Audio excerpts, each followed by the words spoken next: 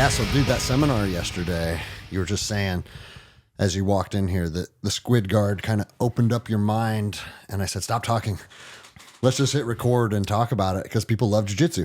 For sure. And I figured having you on, obviously there's going to be a lot of jiu-jitsu talk, and then we got some other stuff to talk about, but let's open up with a seminar because it's fresh in our minds.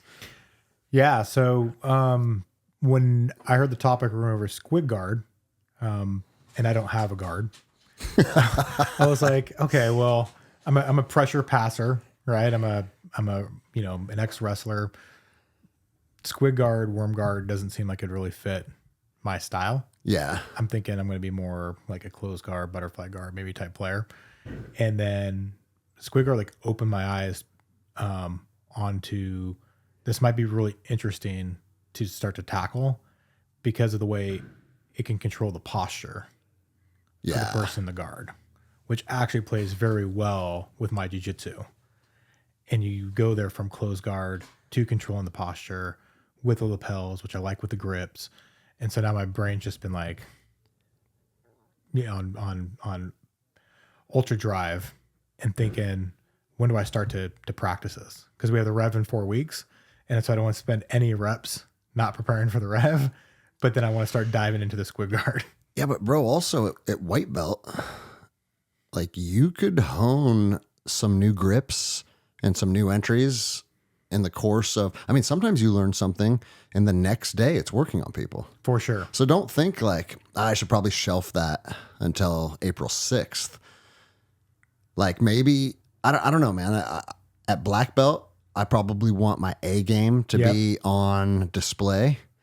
But at the same time, if it's a new control point, why not play with it? Yeah. And if it opens up at the tournament, it opens up at the tournament. Yeah. And bro, like I was even saying to Aaron, like, what's your way of defeating squid or worm guard? Because when I get tangled up in it, even after doing jiu-jitsu for 20 years, it's a new problem to solve and it can be frustrating. Yeah. So you throw that up on a white belt, it could be very advantageous. Oh, and I think if I start now, in 10 years from now, it could be very good. Of course. Because when I've done the open mats at Sleepers, there's some guys there that do the worm guard. They do, they probably do the squid guard. I just know what it's called before. And it is frustrating. Yes, dude. I mean, it stops me from passing. It tangles me up. It breaks down. Breaks down your posture. Yes. And it stops you from passing. Yes. Those are two of the biggest fundamentals of what a guard even is. And then the last thing it does is it starts to load your weight. Loads your weight. Yeah. And bro, when you can load weight, you now control the person. Sweeps, controls. I mean, I found it fascinating. And the concepts were very easy to understand, right? Very easy to understand. And I think that's an important part to bring up because, bro, I don't know squid and worm guard. I know squid guard now from yesterday. All right. And my listeners are gonna be like, who the fuck are you? Right. Because I always pride myself on my jiu-jitsu being fairly like on a fundamental level, very basic. Like I pass by controlling your knees or your hips. Once I get past, I work from side control or mount. When I'm playing guard, I have a butterfly hook in. And like it's just very simple jiu-jitsu that works at a pretty high level. Well, I met a guy yesterday that it doesn't work with. And don't get me wrong, you know I've trained with Buchecha and Joao. I've done thousands of hours underneath those guys. So I know what high-level guys defeating my jiu-jitsu feels like. But yesterday was different because when those guys beat the shit out of me, it's like a big, strong athlete almost imposing their will against me. They have world championship level technique around it, but it's also a big, strong dude. 240, 250, 260. Yeah, fucking you up. Yeah. Whereas Aaron is the same size as me. Yep. And Jake told me afterwards, because what do we want to do when some dude just absolutely dominates us? We want to, well, how big is he? How strong is he? Like, and not to take anything away from Aaron, but just kind of assessing where my weaknesses were. Yep. We're both 205 pounds. He's a little longer than me, so his levers work a little more. I would say he can generate leverage a little better than I can, which is not just because of his build, but because of how long he's honed the angles and the precise way of loading weight. But I haven't had my weight controlled by a person that's my size like that in as long as I can remember. And the thing was, it was pretty effortless for him. Yeah. He'd get a hook in and he'd sweep me. And it's like, no. That's what I do to people. People aren't supposed to do that to me. I don't think he's ever breathing hard. That's the thing. On all the rounds. He was, and we talked a little bit about it earlier. He's very comfortable meeting people where they're strong to see what happens. And he even told me, he goes, bro, I want to get a second round with you because Tyler told me your butterfly guard's wicked. I want to feel it. That's awesome. And it's like, okay. So I go into butterfly, I get a sweep, and literally the second he was in a bad position, I'm already in a bad position again. So crazy. And so like the reason I'm excited to talk about this, and if you guys aren't jiu-jitsu people, you need to be, but we're going to geek out on jiu-jitsu for a little bit. It's because for the longest time, I've always said like, I want my jiu-jitsu to be applicable in like MMA or real fight. Like I like the foundation of my jiu-jitsu being able to defeat human beings in a violent encounter. I still think that's true. I think that that's something that in the essence, if you train for 10 years and then some dude in a parking lot kicks your ass, like what's the point of training? Yeah, right? for sure.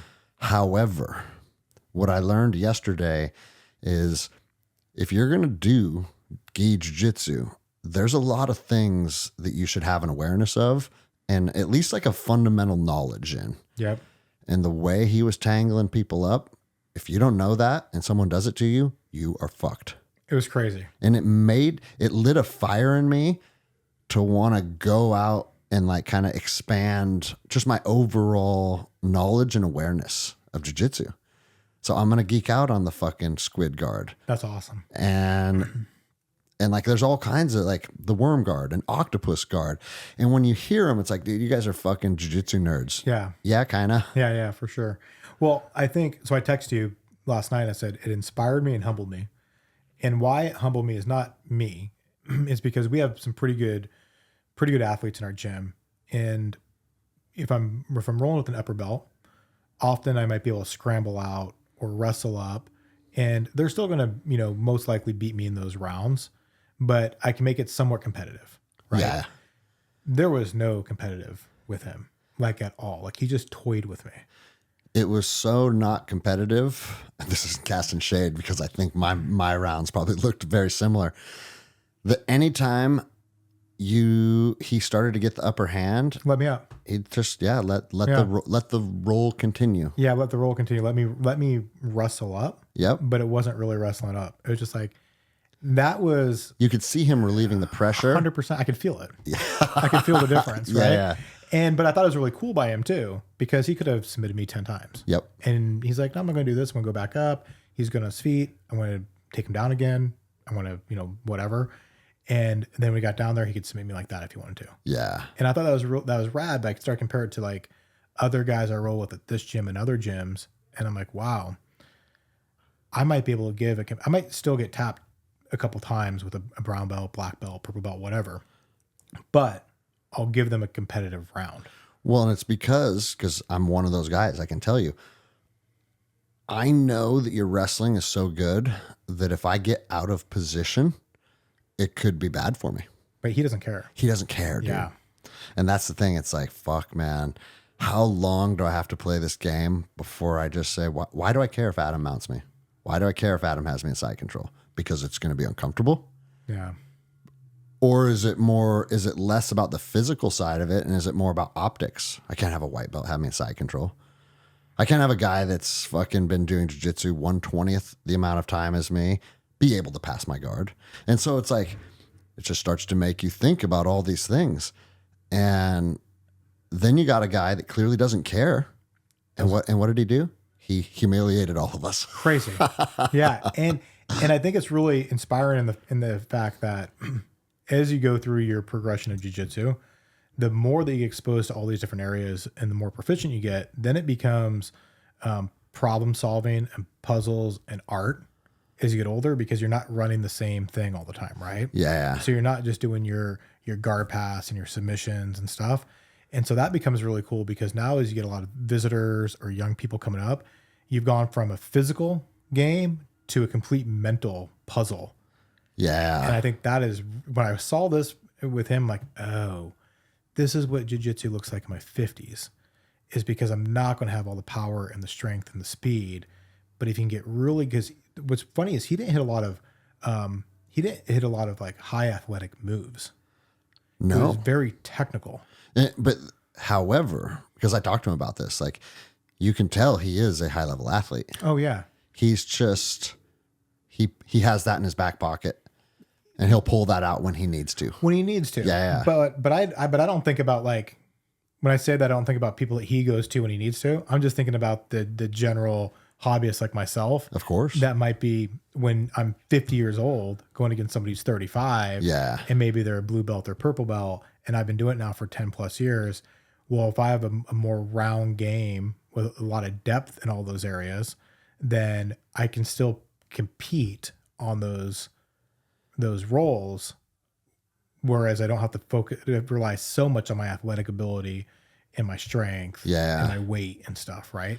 Well, and bro, like the reason, because we both been doing jiu-jitsu, I've been doing it 21 years now. He just hit 20 years. So we've been training a relatively similar amount of time. The difference is I started at 23 or 22, whatever. He started at 7. And so when you start something at 7, motor skills, awareness, mobility, all that stuff. But also, I don't think they have much of an ego yet. Yeah. It's like we're just playing games, having fun. Great point. Seeing where this is going, and he's learning. Whereas it's like when I stepped on the mats as an Army Ranger, dude, no one's gonna beat me. Yeah. Like that was my mindset from the very, very beginning. Yeah. And it was like just ultra competitive, and being competitive has its place too. Don't get me wrong. Like I think having a competitive drive, wanting to win, I think there's a time and place for that. I think it's important, but there's also a time and place to set that down. And I don't know what the perfect formula is, but based on how that guy rolled me up last night, I think he's encroaching pretty close to the perfect formula.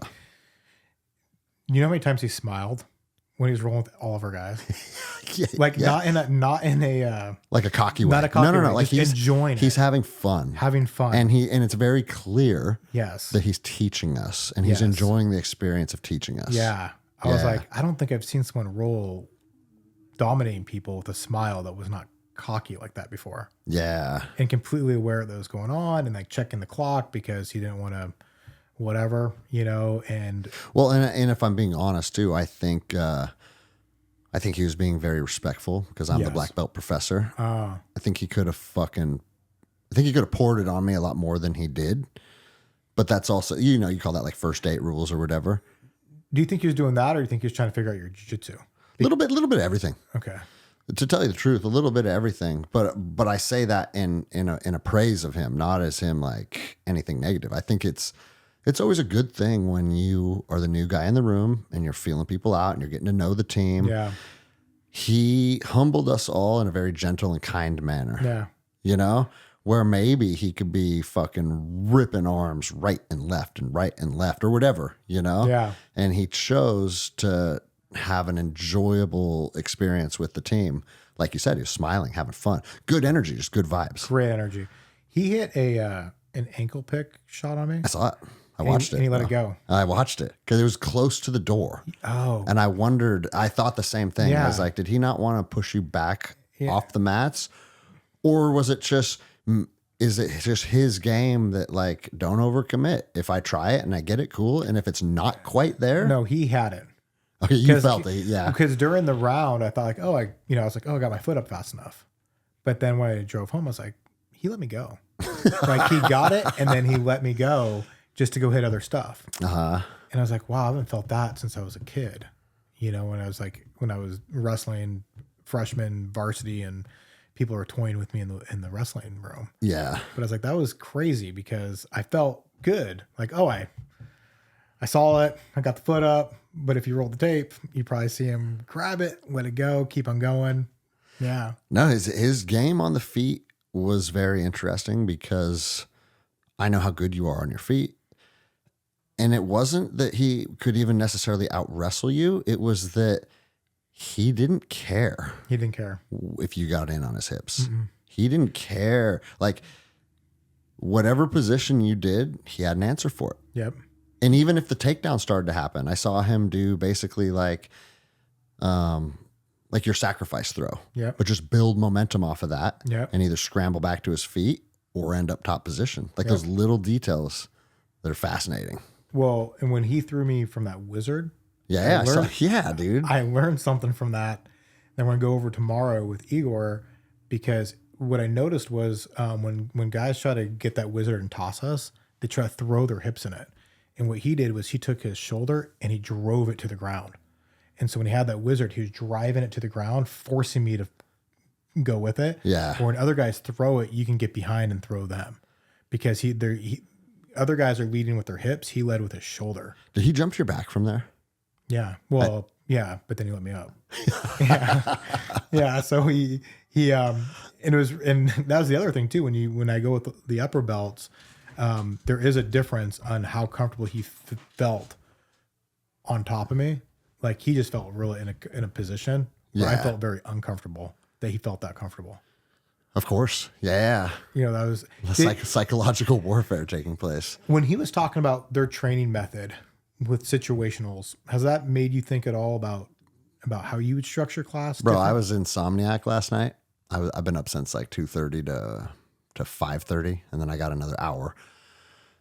And that's why when I texted the group, the only other person up at 4 was you, of course. And I was like, damn, dude, does Adam ever sleep? Barely. And it's like, oh, well, I'm not up being Jocko. I'm just insomniac, and I'm going to actually go back to sleep if I can. Yeah. But no, I thought about it for probably an hour and a half. Yeah, it's interesting. Straight, bro.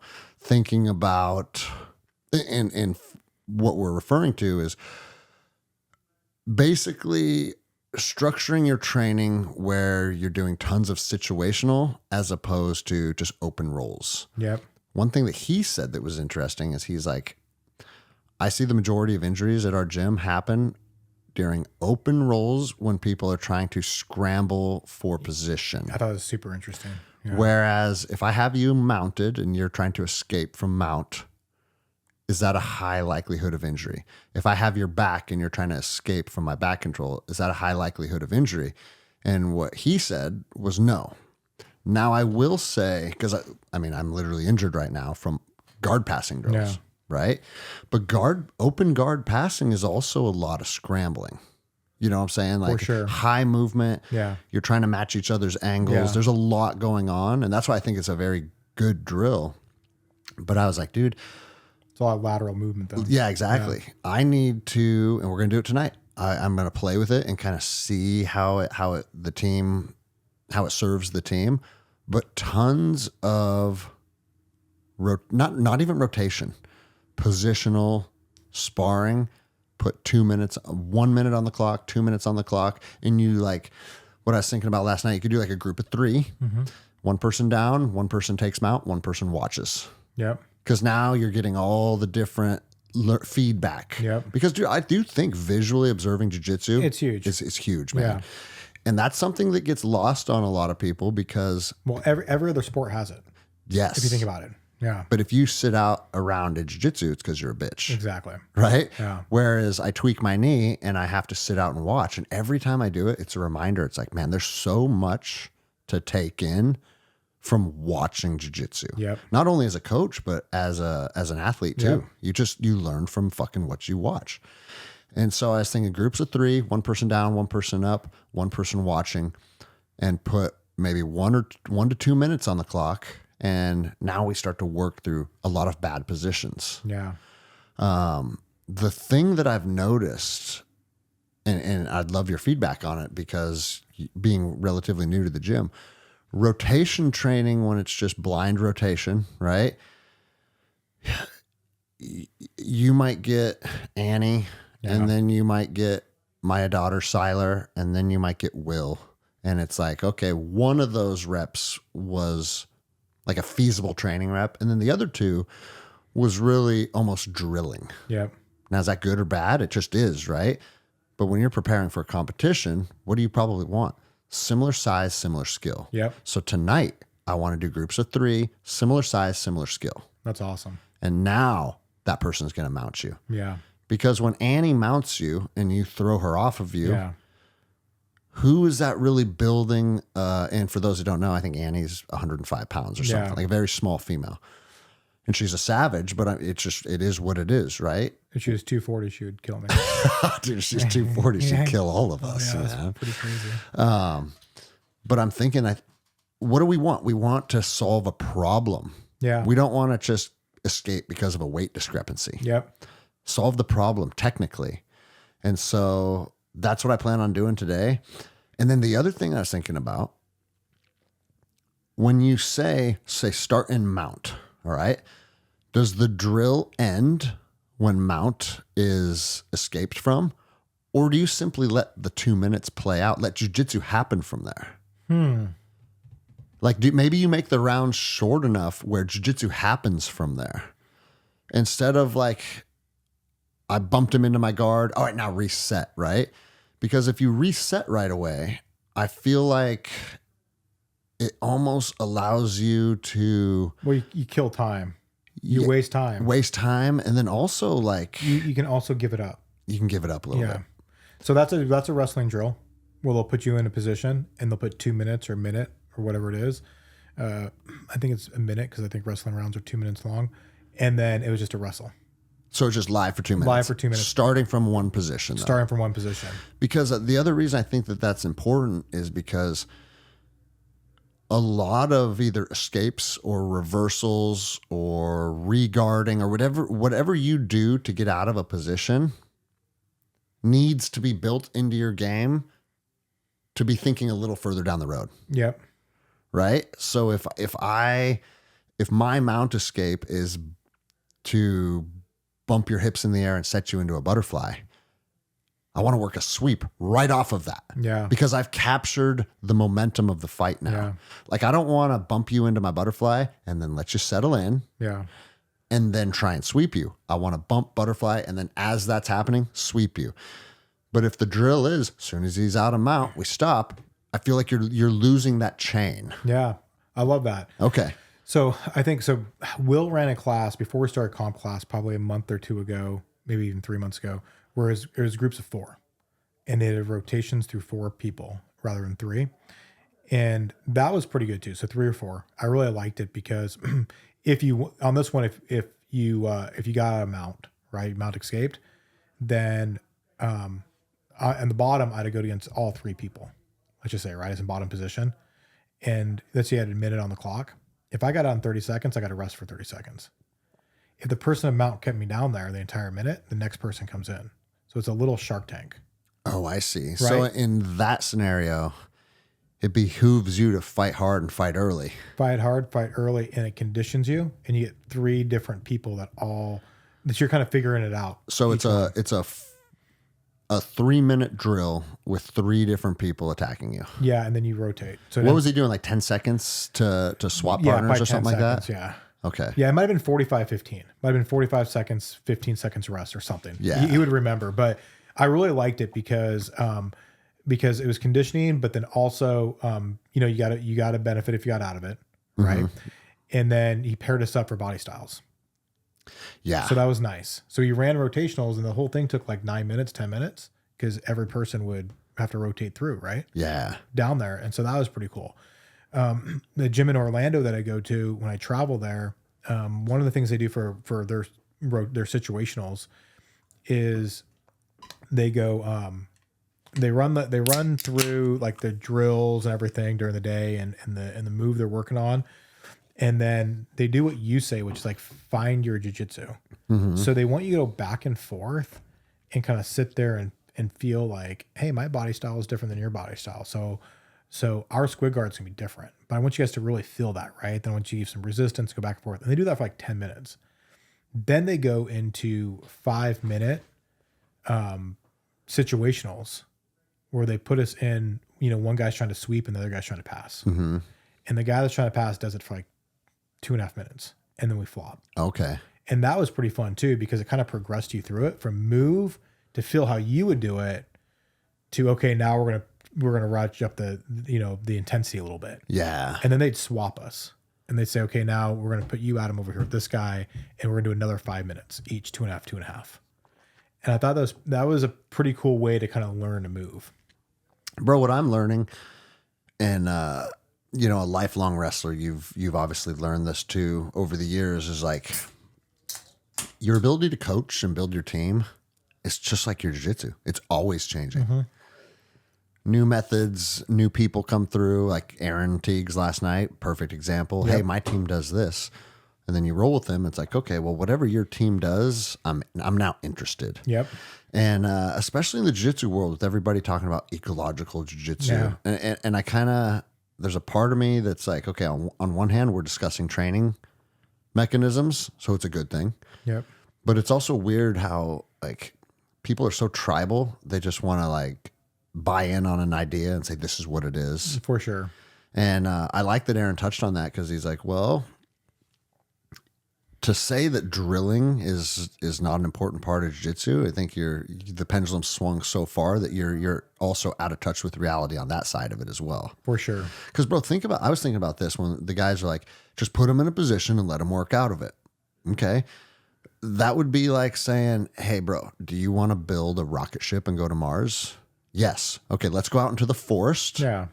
And we're going to learn how to mine metals, and we're going to have to recreate how to generate electricity. Like, no, dude, the whole reason, the whole thing that's fascinating about the human race is that we're constantly compounding our knowledge and our abilities off of what the last generation left for us. Yep. Like, you and I could go out into the woods, get dropped off for the next 50 years, and we're not going to have a flat screen television watching Netflix. Yeah. It's just simply not going to happen. Yeah.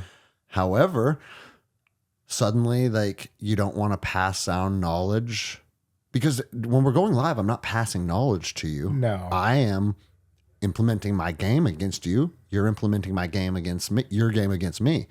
So it's like, all right, this person just needs to figure out how to get out of side control. Just figure it out. That's kind of what they're preaching. Just figure it out. Yeah.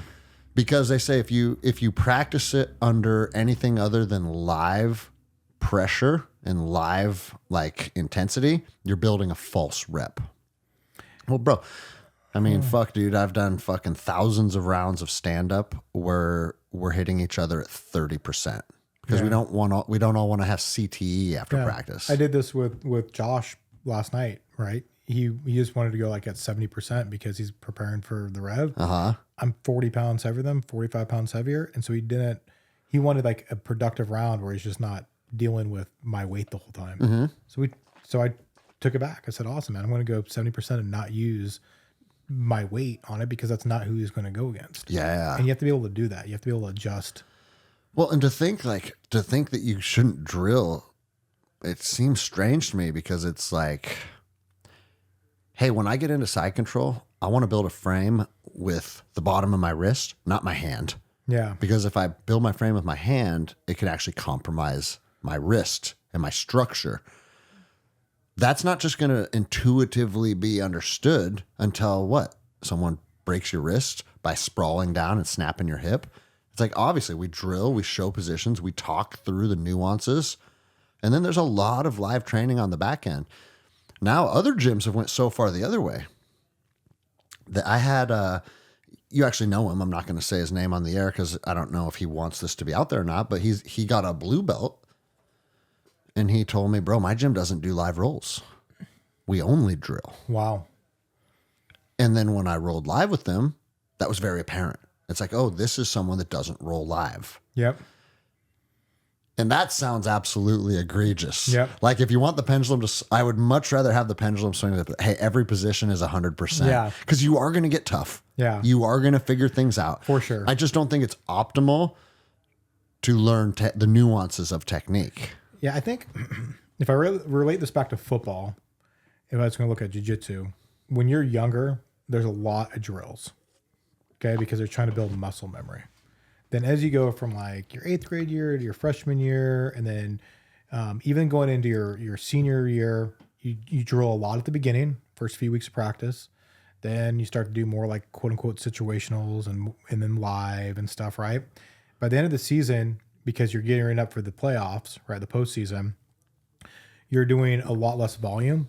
So what are you going to take out? Where are you going to start to reduce the volume on? You're going to start to reduce your volume on all the fundamental drills because you're good enough now that you need to make adjustments on the live plays, right? Yeah, I see. When you go to college, same thing.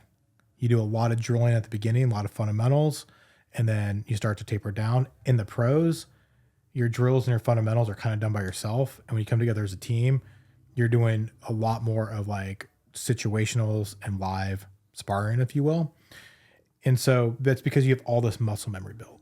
You have all the fundamentals. And as a coach, if you went to go correct me on something, I might know like 50% of what you're talking about.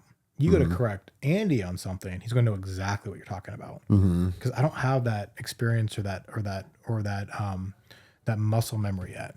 Yeah. Right. And so I think part of it is like where's the person? People are swearing at their radio for you saying muscle memory right now. There's no such thing. Okay, sure. All right. Whatever the exact term is, but there's definitely a habit that gets built. Yeah. Right. And there's definitely some way that you're teaching your body to move in a way that I'll tell you, if there is muscle memory or not muscle memory, I'll tell you right now that as a short, stocky 240-pound guy, I was able to triangle yesterday's seminar, and I couldn't triangle 6 months ago. For the first time? Well, a decent one. Well, bro, like, and it's funny because every single little piece of knowledge is now like you put that in your library. And what did he say? Pull the head over the hips like you're putting them in a stockade. Yeah. And bro, made perfect sense. And it makes the amount of space you need to capture, it makes it smaller. Yeah. And it fucking worked. Yeah. And but now, like if I hit an armbar 6 months ago, I'd have to think every step. Now I can transition an armbar really fast. So if that's not muscle memory, it's motor. It's some type of reps that allows me to do that without thinking. Of course. So whatever. Well, and I always say, if you have to think about your jiu-jitsu, it's too late. 100% in any sport. Yeah. Right? If you think about it in any sport, the other, so I think there's the person where they are in their career. There's also the seasons. So we're getting ready for a big tournament. So our training's changed a bit. Yeah. Than it was 6 months ago. It will change again after April 5th. It will. And bro, I'm thinking a lot about that too. Yeah. So there's going to be seasons as we get, and I was thinking about, what he was talking about yesterday with these situationals, maybe see, I love our rolls we do at the end, the live rolls. I think there's a lot of people that love that because I think it's a time where they process a lot of stuff that they didn't even know they're processing. They get to have some fun. They get a quote unquote fight. Like it's really good. Well, one thing Aaron said that I really appreciated, because he's like, hey, a lot of the high level competition gyms don't do a lot of just open rolls these days. Yeah. He goes, but sometimes that's what people need too. It's like decompressing after a hard day at work. They've been fucking arguing with their wife all day. And it's like, yeah, we got to remember why people are here too. Yep. And so, even though we have a competition coming up, the gym overall is not a competition gym. No, but we can do both at the same time. Yeah. Right. So if we explain to the gym why you want to do these situationals to get prepared for a comp, I might want to do this with Joshua, and we might say, hey, for the next 2 rounds, one round he's going to be in this position and I'm going to be in this position. And in the round after, I'm going to stay with them and we're going to flop. So they're going to be 2 6-minute situational type scenarios, right? But maybe Anthony and Oliver decide that they're going to go out there and they're just going to live roll. Yeah. But we still just match it up. But just know you only have 4 rounds. Well, I hope, and this is going to be incumbent on me as a coach to articulate that to the team, because I want people to know that that is available right now. Like come Friday night, if you want to pull someone aside and do exactly that and be like, hey, start and mount, and then the next round, let's start and back. Like I would never be like, what the fuck are you guys doing? This is live rolls. Yeah. But some people might not know that either. Or you just get that, that part of your brain that goes, hey, I just want to go fight. Of course. You forget about it. Go, oh, you know what? I should probably do this for a few rounds. Well, and then the last thing that is very important to remember is that live rounds are the most fun. Yeah. You know what I mean? For me, they are the best, because every single thing that I do in jiu-jitsu is not always about building a skill set to defend myself in a parking lot or be a better competitor. A lot of times jiu-jitsu is just my therapy, man. 100%. And I come here and I like to compete against my teammates. And obviously we're trying to win and we're trying to find avenues to succeed and all that stuff, right? And it's mentally and physically stimulating at the same time. And I haven't found anything like that. Yeah. And so that's the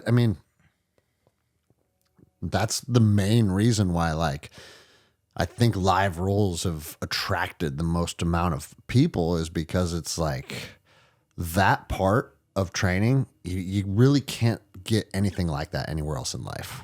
No, I think it's the best. So I like to do it 2 or 3, 4 times a week. Yeah. I think it's awesome. I just think if you're honing in for a tournament and you wanted to work on that situational, of course, it's going to be up to you to kind of like, I can use the rounds to do this, especially if you're beat up a little bit, because so one thing that happens in where we are right now in comp prep is the volume is really increased. And I think for the young guys, no big deal. Yeah. I think 35 and above, bro, I'm feeling it. And bro, and that's coming from someone that's been sitting out because of an injury. But just the last couple days, last night after training, I was unreasonably exhausted. Same here. But it was also, I honestly think it was also because I got beat. When someone's beating you, it tasks your energy in almost a completely different manner. Yeah, interesting.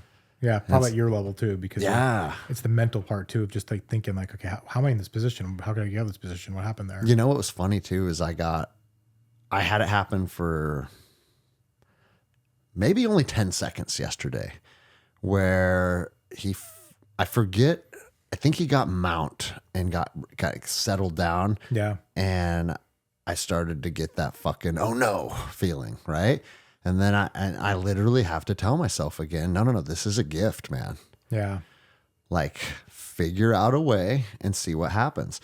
And both times I got stuck in a triangle from him was he was on top and I was shrimping to get my, basically shrimping to get on my side and create space. But instead of him fighting me to go to mount, he almost went to like a modified mount, to where now if I turn either direction, he's either going to be on my back or he's going to be back to mount. Yep. So, and I still don't know what the right answer is in those situations. It also depends if it's jiu-jitsu or MMA, but like sometimes when you have a guy mounted, you have to turn and try and open things up. And he got on my back. Yeah. So this is how he triangled me both times. He has back control. I'm fighting out of back control and trying to turn, and he sets up his triangles as I'm turning out of back control. Crazy. So you turn out of back control, and now you're stuck in a triangle. That would have been a good seminar for Oliver. Oh, I know, dude. Yeah, wonder why Oliver wasn't there, because Anthony was. Probably working. Yeah. Yeah, he's working a ton right now. But I was thinking like that game for him, watching his game in up close would have been like, because he kind of reminded me, and I didn't get to roll with him a lot, but I rolled with him a little bit, is Tom King. Yeah. Right? Same, like Tom's bigger than him, like more muscular, but same kind of build. I want to watch him and Tom roll. Yeah, I'm gonna say I bet you was pretty similar. I think they're almost like fucking spitting images of each other. I was thinking. However, Aaron just has a vast amount more experience. Yeah, I think Tom's a little bit, he's a little more muscular. Yeah. Right, but they're pretty close. Because Aaron actually was, I mean, he's 205 pounds, but he had like pretty wide shoulders. Well, we'll set up some super fights. Whether they agree to it or not, we'll just both randomly invite them to the gym on the same day. I'm like, oh, hey, guys. Yeah. No, I wanted to do that last night because Daniel was in here. I know. And I was like, God damn, I want to watch Daniel go there. And dude, I just want to see what happens. Yep. You know? But but that's the thing too, man. Like, he's up here to have fun. For sure. And bro, I don't like it when that happens to me. Yeah. You know, when you go down somewhere and it's very clear that like there's a guy there that wants to see what you're fucking made of, right? Yeah. And it's like, it just, I don't know. It gets kind of weird sometimes. But he probably gets it all the time. For sure. Right? You think like if he travels a bunch, goes to all these different gyms. He's that good. He's going to get somebody with some one of his brown belts, my buddy Tyler, he even texts me or hit me up on Instagram. It's like, hey, is your Savage black belt going to be there? Like that. So he was already thinking it too. Yeah. You know? That's awesome. When Daniel popped in and we're still in the match, I was like, oh, it'd be great to see them just do a round of no-gi. I know, dude, right? Yeah. Just to put it in perspective. We can pop back to jiu-jitsu, but Yeah. I want to talk about something that you just reminded me of because you mentioned Oliver being at work. And Oliver's crew just fixed my fence. And bro, I don't know if you saw the reel I made about that, but I thought it'd be a cool thing to share on the podcast because it's like, dude, I just don't understand where people think you shouldn't show people kindness or respect because you hired them to do a job. I don't understand where that disconnect comes from. And so it was rainy out. It was pretty cold, and there was 3 guys. And the thing is, they're my age too. Yeah. It's like if they're 20-year-old kids out there, I could see kind of being like, like harden up. This is good. This is good for them, right? Yeah. But these guys were my age. Yeah. And they're cold and it's wet and they're fucking digging post holes and carrying bags of concrete out and fixing a fence of mine that blew down in that windstorm. And so I made them a pot of coffee and I plugged it in on my back porch and set out some coffee mugs and a thing of creamer and just like, hey guys, it's fucking cold out here if you want some coffee. And the one dude came up and he's like, bro, like literally you could see the appreciation in his eyes. And he's like, bro, you don't know what this means to us, man. He goes, you're homeowner number 4. I said, what do you mean? He goes, you're number 4 in a row that has treated us like people and treated us with kindness and respect. Yeah. And bro, that was shocking to me because this community that we're immersed in, no one's treating people that are building your fence like shit. Yeah, no kidding. You can't be that person and fucking get your ass kicked on the mats all the time. And I said, what do you mean? And he goes, man, you're the 4th house in a row that's treated us with respect, and it's a record for us. The overwhelming majority of people treat us, in his words, like dog shit. So crazy. So, and that's why I post that reel because I was like, you know what? It's absolutely free. Yeah. To be kind to people. Yeah. And then Jenny brought up a good point because I went inside and I told her that. And she's like, well, think about this. She goes, when they work in someone's yard all day, like they have with ours, and the person's mean to them, what kind of energy do they carry home when they greet their wife? For sure. When they walk through their front door. Yeah. Like it's going to be hard to be like, oh, hey, dad's home. If you've had a dude treating you like you're some piece of shit all day, right? Yep. Like what kind of energy are you going to greet your kids with? And she goes, now, guess what he's going to say to his wife? Man, these people offered to make us lunch because Jenny offered to make him lunch too. And they're like, we actually don't eat during the day because it makes us tired. Yeah. And we don't want to work tired, right? Yeah. But still, Jenny offered to make him lunch. I brought him coffee. Now they get to go home and be like, hey, guess what happened today? And even though it's a small gesture that may feel meaningless, bro, it could change the trajectory of the rest of their evening. 100%. Yeah. When he said that, I was thinking about like labor services.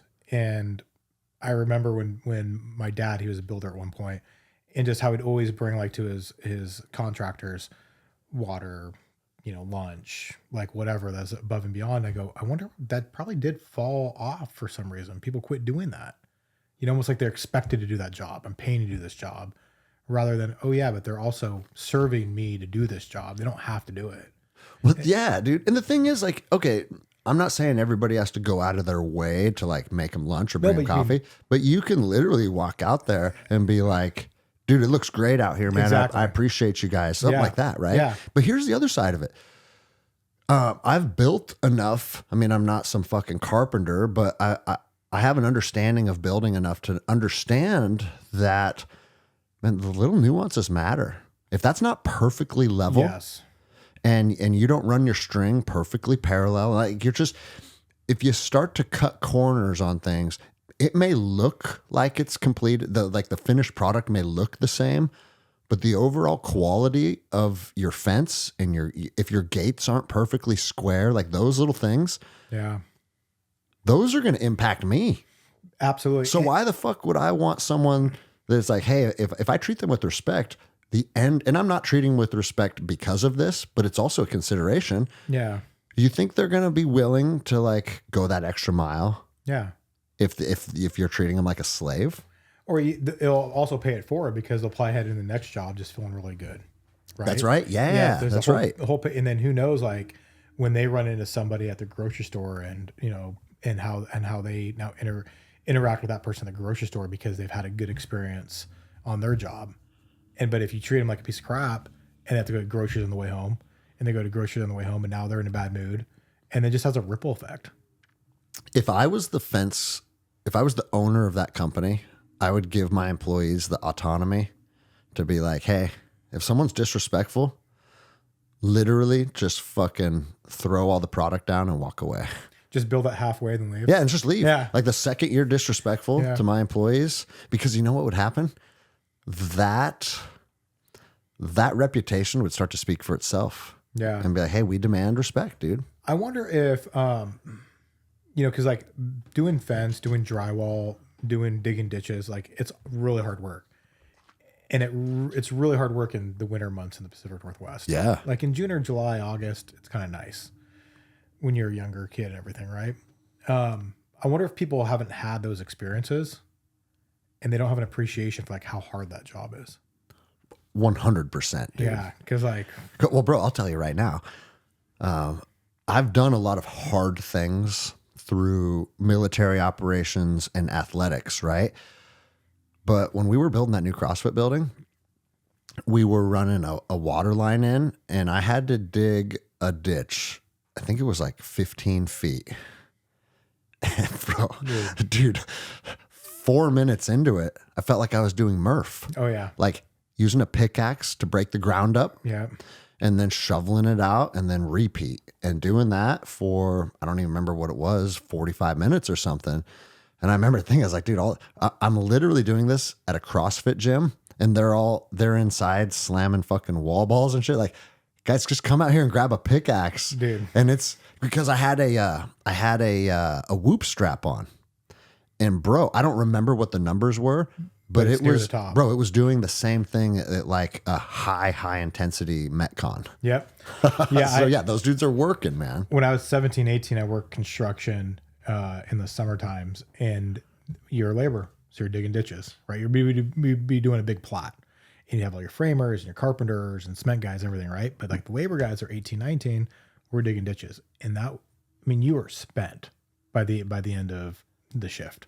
And then when it was our time to pick up wood, that was the best. Like all you do is go pick up the scraps.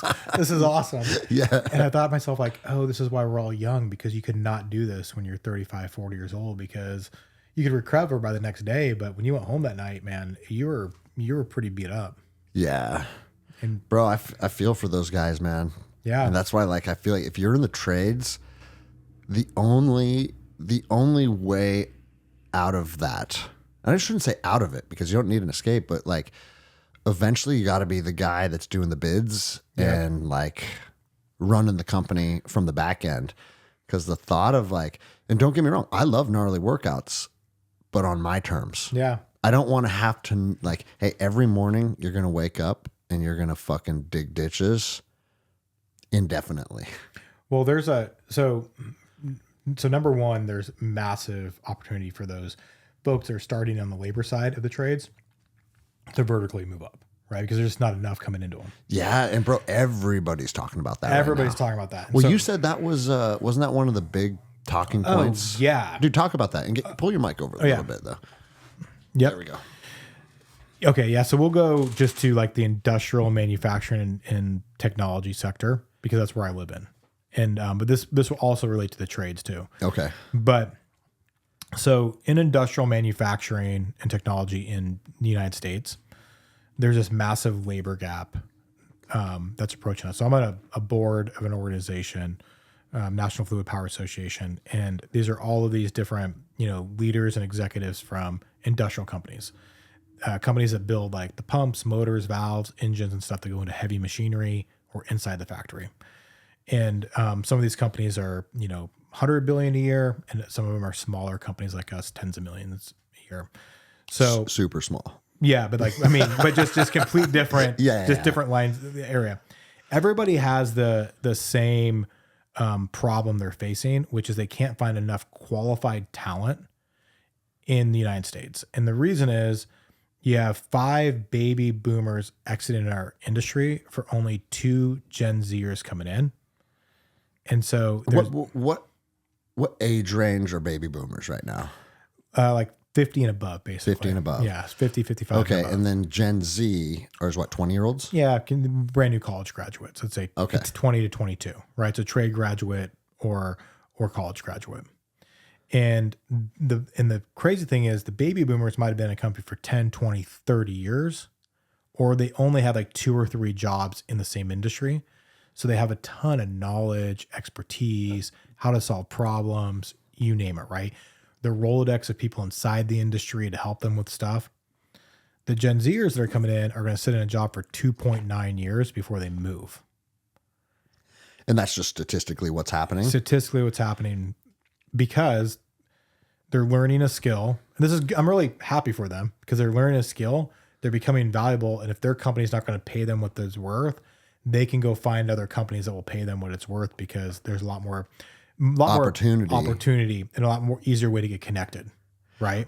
Well, it makes sense, because if what was the number again for every 5 leaving? 5, only 2 are coming in. So if you're one of those 2, it's massive. You can fucking kind of call the shots at that point. Once you're proficient at your job, huh? Yeah, I would say like 10 years. Like give yourself 10 years. If you came in at 20, by the time you're 30, because I still think there's like this mental psychology about when you're 29, you don't know as much as you do when you're 30.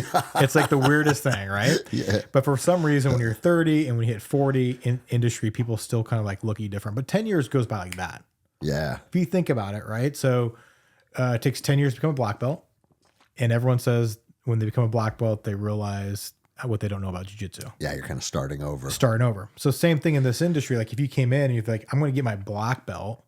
So in 10 years, I'm going to have enough knowledge about all these different things that I'm going to know how much I don't know. And that's going to make me very valuable, because now I'm going to start to refine my black belt over the next 10 years. Yeah. But I think, but again, it's up to the companies now to be able to keep those Gen Zers coming in, because you don't want to train them for 3 years and have them move. Yeah. There's not enough coming in to backfill them. Let me ask you this, because I know most people will be like, well, it's because the college kids don't know how to work and the next generation's lazy as fuck. And it's like, you always have more of a, because you don't apply emotion to it or politics. It's simply business. Yep. Right. What, in your opinion, because populations are still increasing, right? Yeah. So we should have the people to backfill these positions. Are we just seeing the majority of kids go into tech? For sure. Is that what's happening? Yeah. So I was talking with these people from Milwaukee School of Engineering, which is a really big engineering school for like industrial. They'll do like diesel mechanic programs. They'll do fluid power programs, the whole deal. So you're coming in and your mom or your dad was in the fluid power industry, and you want to go get a fluid power engineering degree. So you go into fluid power engineering, and the first year you have to learn software programming. And you go, oh, that's kind of interesting. Now, if I get a fluid power engineering degree, it's going to take me, 2 to 4 years, depending on if it's an associate or a bachelor, right? Mm-hmm. Then I'm going to go work for a company, and I might not build anything cool for my first 2 to 4 years on the job, because I'm kind of a junior engineer. And for me to build something cool mechanically takes a lot of money and capital. I get into software, I start to realize, I can start to build software and apps, and I can start to build something and quote unquote ship it for no cost the next day. And so that creative mindset you have is just being applied in a different medium. And so all of a sudden they're losing kids that wanted to come into mechanical and fluid power, and now they're moving over to tech. So, and it's not based on laziness or any of that. It's literally, they see a clear, more achievable, and I guess faster path to their own success. And you can't fault them for that. And they can iterate fast, right? So I can build a piece of software, I can ship it, someone can test it and use it in the matter of weeks, maybe months, not a year, not 18 months, not 2 years, right? By the time you do something really big mechanical. And if I want to play around in my garage, if I'm going to build some type of like car, right? Or some type of buggy or whatever, that's a big capital expense. If I'm going to build a software program that can happen really fast, and I think a lot of us have this idea that software is kind of geeky and nerdy, but it's super creative. There's a lot of art. It's running the whole fucking world now too. It's running the whole world. And it is just like how we're doing this podcast. This all had to be done by software engineers somewhere. Mm-hmm. To make this work, all had to, people that got really creative. And so they're solving problems. And so the same people are trying to solve problems mechanically 30 years ago. A lot of those folks are now solving problems from the software side. And so if you get people interested in wanting to solve problems, now they're not getting into like the industrial piece of it. They're getting into the software piece of it. Well, and if it's quenching their creativity needs, it's paying them more money. Yep. Like, how do you incentivize people? Because at the end of the day, you need all those other positions filled. And in your case, it's engineers, right? Yep. But it's applicable to the trades too. For sure. Plumbers and electricians and stuff. And we've had some of those guys on, and they've talked about the amount of opportunity that's available right now because of how few of people are actually pursuing that. Yep. But at the end of the day, like, what's probably the biggest driving force is how much you're getting paid. Without a doubt. So if you go to like Meta, parent company of Facebook, they have 74,000 people that work for them roughly. I think their average software engineers pays $175,000 a year. I want to say either 140 or 175. Might be 140 for a first year engineer than 175 on average. That's a lot. That's a lot of money. Measly 140, right? Like, dude, and you're coming out of college, and now you can work from them in Texas. You don't have to work from them in San Francisco, right? So that's a real big difference. But what they don't offer, what software doesn't offer, is they don't offer you doing something with your hands. They don't offer you, like in the industrial sector, you're doing a lot of stuff with your hands, or you're working with people that are doing stuff with their hands on machines and components, and you can't mimic that in the software world. Yeah. So if you're someone that's drawn to plumbing, trades, I think there's a massive opportunity that like plumbers make a lot of money. Yeah, very good money. Electricians, very good money. Well, and also in addition to just like your regular job, what people are finding is like side work. Oh yeah. Because, dude, you can't find a fucking plumber or an electrician these days to come to your house to wire something up for you or whatever. No. And so it's like, yeah, there is a lot of opportunity in that as well. For sure. So when I look at it, I go, okay, there's this massive opportunity, which means, and by the way, software is making its way into the industrial sector. So, you know, the value of the careers in there are going to go up because the margins are going up inside the supply chain and everything. So if I was going to come in and I really liked industrial stuff, doing things with machines that did work out there, I would look at this going, well, there's this massive gap. There's always going to be a need for it. And if I'm a capable human being, I should get in, put in my 10 years. It doesn't have to be at the same company. You can change every 3 years, but make sure you have a plan on why you're changing. Because by the time you're 30, by the time this is 2035, you're going to write your ticket. Mm-hmm. There's going to be too many people have exited, and they're not going to have enough people in the industry that know. And one of the things, the way that we end up winning a lot of business out there is we've kind of come from the industry for the industry. It's really hard for other people to come into our industry and learn something because you can't learn it in 2 years. It literally takes you a black belt. Mm-hmm. You have to spend 10 years just to learn what you don't know, just to learn that you know there's so much that you don't know. Yeah. If that makes sense, yeah. right? So and describe what your industry is for people who don't know. Yeah, so we're like a Fitbit for heavy machinery. Mm-hmm. So you put our software on all types of heavy machinery, and we'll tell you how productive the machine is, what the operating cost is, like from like fuel and stuff, safety, GPS location, information on your hydraulic systems, your pneumatic systems, your engine, your transmission. We're taking all that data, we're putting it up to the cloud, and we're delivering it to you in an app, or we're having our customers, build their own apps and taking our data and delivering it to you. And so it's a way for you to update software in your machines, to find out when your machines are going to fail, how you can make them operate smarter, the whole deal. So in your industry, you really need both. Oh, yeah. You need the software geeks. Without a doubt. And you need the engineers. Yeah. And what made you come up with that idea as the business that you were going to like literally run with and have be the catalyst to build your empire? Yeah. So it was a major problem. So when a machine like a Vermeer, right? So take like the guy that had the Vermeer down the street. When you start putting new technology and sensors on these machines, if they're a tractor or a bulldozer or a barking machine, you're putting new sensors and technology and you're making them more complex. The OEM, like Vermeer, wants to know if a problem happens on their machine, how can they best support the service techs to get it fixed? Because the service techs don't know everything that's happening on those machines. they don't know enough about the controls and the software and the display screens and everything, right? Yeah, well, how could they? Because there's how many different models and manufacturers and stuff. 100%, right? So we looked at this going, they kept on coming back to us and saying, you're putting these sensors and these controls and these displays on there. Can we get that data back to our headquarters? We try to find off-the-shelf systems. We could not find it. So we ended up building our own. You're like, okay, I got the answer for this. If I knew, were you part of an industry running those machines? We were building control systems for those machines. I see. So the sensors, the controllers, the displays, and then people were saying, "Hey, we need this, and we don't see it." And you saw a hole that needed to be filled. Yeah, and the company that I was working for did not want to. They didn't want to build. It was in their core competency. Right. They were system integrators. They were deploying technology. But the two owners of the company were like, hey, this isn't fair to our employees because if this thing doesn't work, then we basically have put all of this focus on this technology. And our company's really good at this. So we're going to spin this out.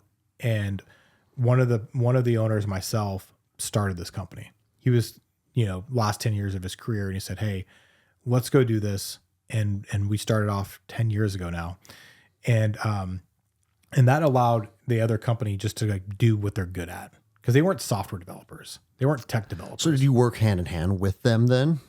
For a couple of years. Or did you kind of just say, we're going to go do our own thing? We worked with them in terms of they would deploy it on some of their customers. They're like a sales channel for us. Okay. But they're not even a sales channel now, which is crazy. So, bro, where does one even begin? Because that's an idea, right? Yeah. And bro, I'm fascinated by human beings just like thinking about things and then you bring them into reality. That's our superpower, right? Yeah. But you're like, okay, we have these customers that we're providing all of these, like you said, like their controls and their fucking screens. And it's like, but instead of it just being held in the machine, we need this to be remotely accessible. And you're like, okay, well, we have fucking... I mean, what do you use? Starlink? Yeah, well, we do use satellite. We have satellite providers. Or just just the networks? Different networks. So cell phone, Wi-Fi, satellite. So you had this idea. Mm-hmm. What's the first like actionable step? Oh man. You go find a developer and be like, hey, what do you think of this idea? Yeah. So we had a developer that worked for us in that other company. And he actually worked on my team. He's Elevat employee number 1, still with us today. Okay. Guy is That's a rock rad. star. Rad. He's awesome. And I actually worked with his dad, and his dad came to me and said, hey, I really want to get Michael into fluid power. And he's coming out of the military, and he was an RF communication guy in the Marines. And he's a really good software program, very kind of introverted, right? And so he worked with me in this other company. And so we had this idea, and he built like the crudest looking website because he's like a hardware engineer. He built this cell phone modem box with like an easy bake oven basically to like solder the chips on just as a prototype. And we put it on these machines that are like $1 million machines out of Oregon, and it worked. And it was giving us data. It was updating software remotely, but like this thing was not going to scale. It was not secure. It was like very much a proof of concept, right? And while we're doing this, a really large company, Fortune 200 company, came to us and they saw that we're updating their software to their controllers over the air. And they're like, whoa. They wanted in on it. Yeah. Huh? Like, hey, can you build a tool for us to do that internally? And that's when we said, oh, this is bigger than our small little company in Oregon at the time because we're building these out of Oregon. Did you have to fucking be very careful about like securing patents and whatnot? Because like, it seems like if Caterpillar, like, I don't know, or they seem like that's just a household name that most people know. Like a major company like that saw what you were doing. They're like, oh no, watch this. Yeah. We have 4 great patents. Okay. Like you'll love this. So our patent attorney, he's our patent attorney, and he also, remember when they first were like giving lotteries for like weed shops? Yes. He got one for Capitol Hill, and there is a distance that you can't be near anywhere where kids congregate. Okay. And it's like 1,000 feet or something, or 2,000 feet. So sex predators and weed shops. Well, think like churches, schools, playgrounds, daycares. You go to Capitol Hill, That's a target rich environment 10 years ago, 12 years ago for a weed shop. Yeah. But there's also a million churches, colleges, blah, blah. He found a spot, and he has like one of the most successful weed shops in California. Also ends up being our patent attorney. But we have 4 really great patents.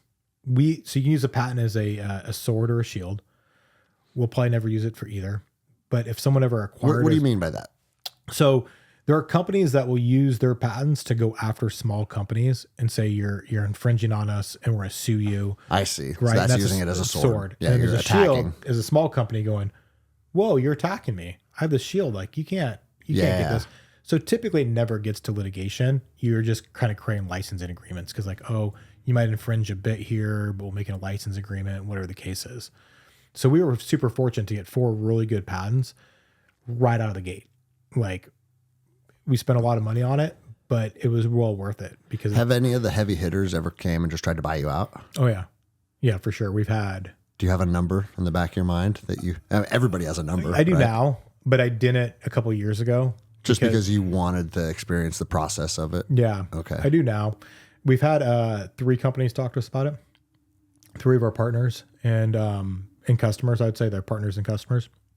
I think we will at some point, or we'll sell a portion of it, at some point. And then you can start training jiu-jitsu 7 days a week instead of 5. Yeah, right.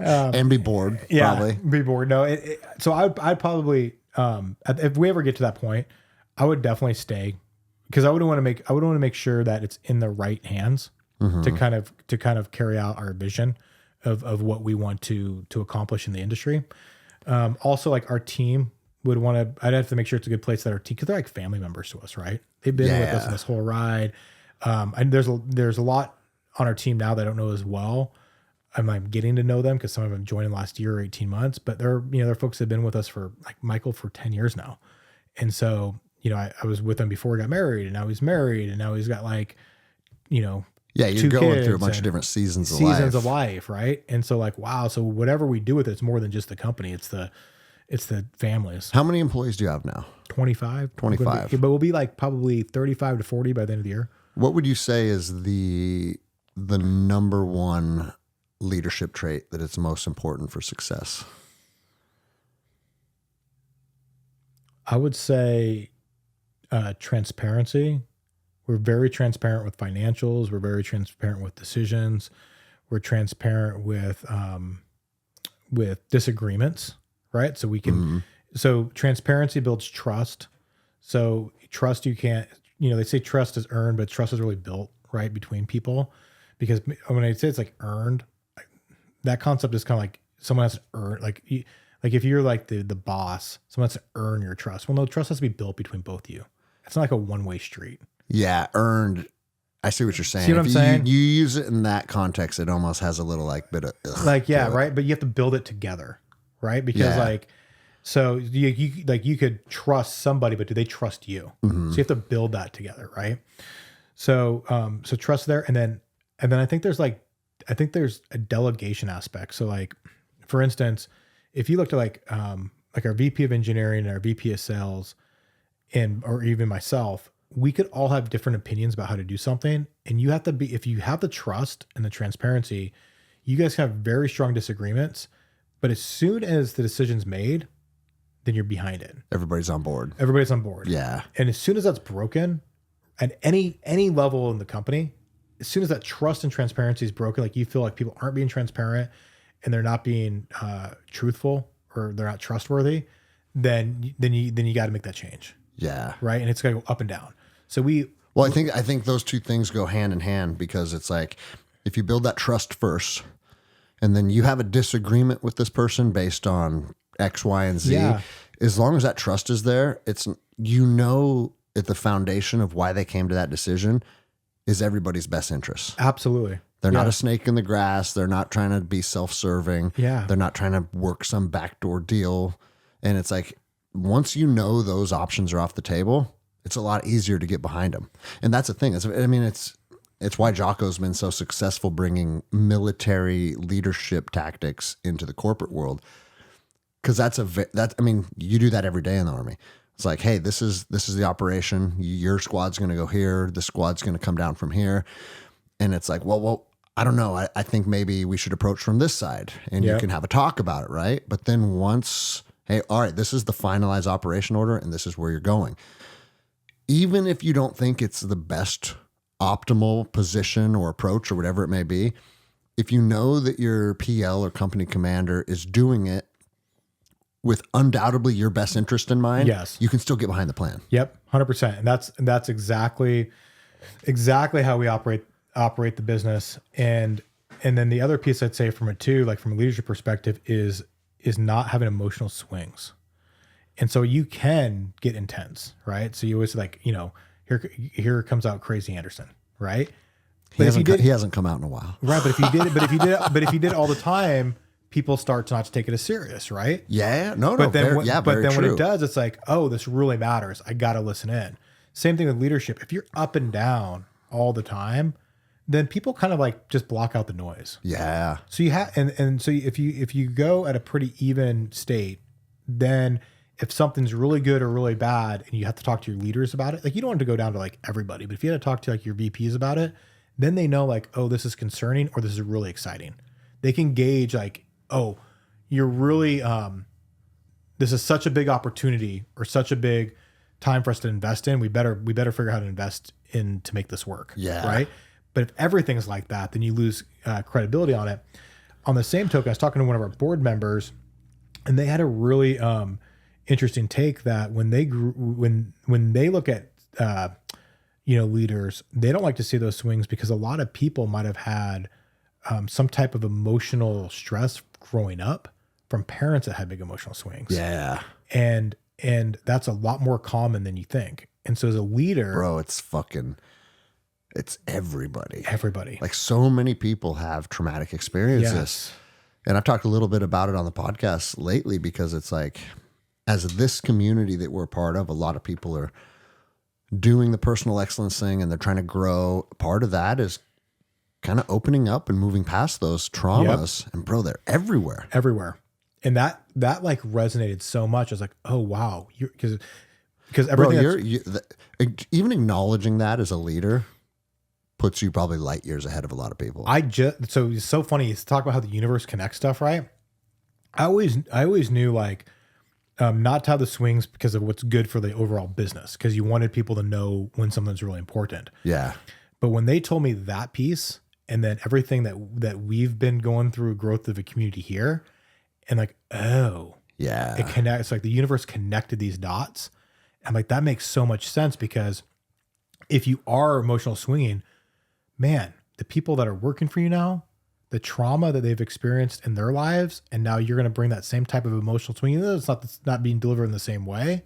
It's still going to create a trigger. Well, it's going to create a trigger. It's going to diminish their ability to do their job. And then what's the bottom line? It's diminishing the productivity of your company. Yep. So you can act like I don't fucking care. Like in the 80s, no one, hey, like my employee, his dad used to yell at him all the time growing up. I don't fucking care. Yeah. Get over it, right? But if you can actually fucking dissect that, and I'm not saying that everybody just gets to be a babbling, crying fool. Obviously there's a balance, right? But just simple acknowledgement, dude, that's going to go a long ways. And bro, and it's something that's very prevalent in law enforcement too. The people that just have that emotional swing very easily, what it does is, you kind of touched on it, where it's like, if you're the guy that flies off the handle all the time, or lets little things get you super ramped up. Well, if you get ramped up very easily, you got nowhere else to go. Yep. So what you got ramped up over this little thing, but now something serious just popped up.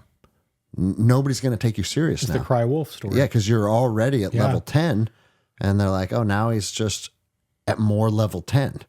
But if you get a guy who's calm and concise and makes sound decisions, and very rarely is that person, and then he's like, hey, hold the fuck on. We need to think about this right now. Yes. Oh.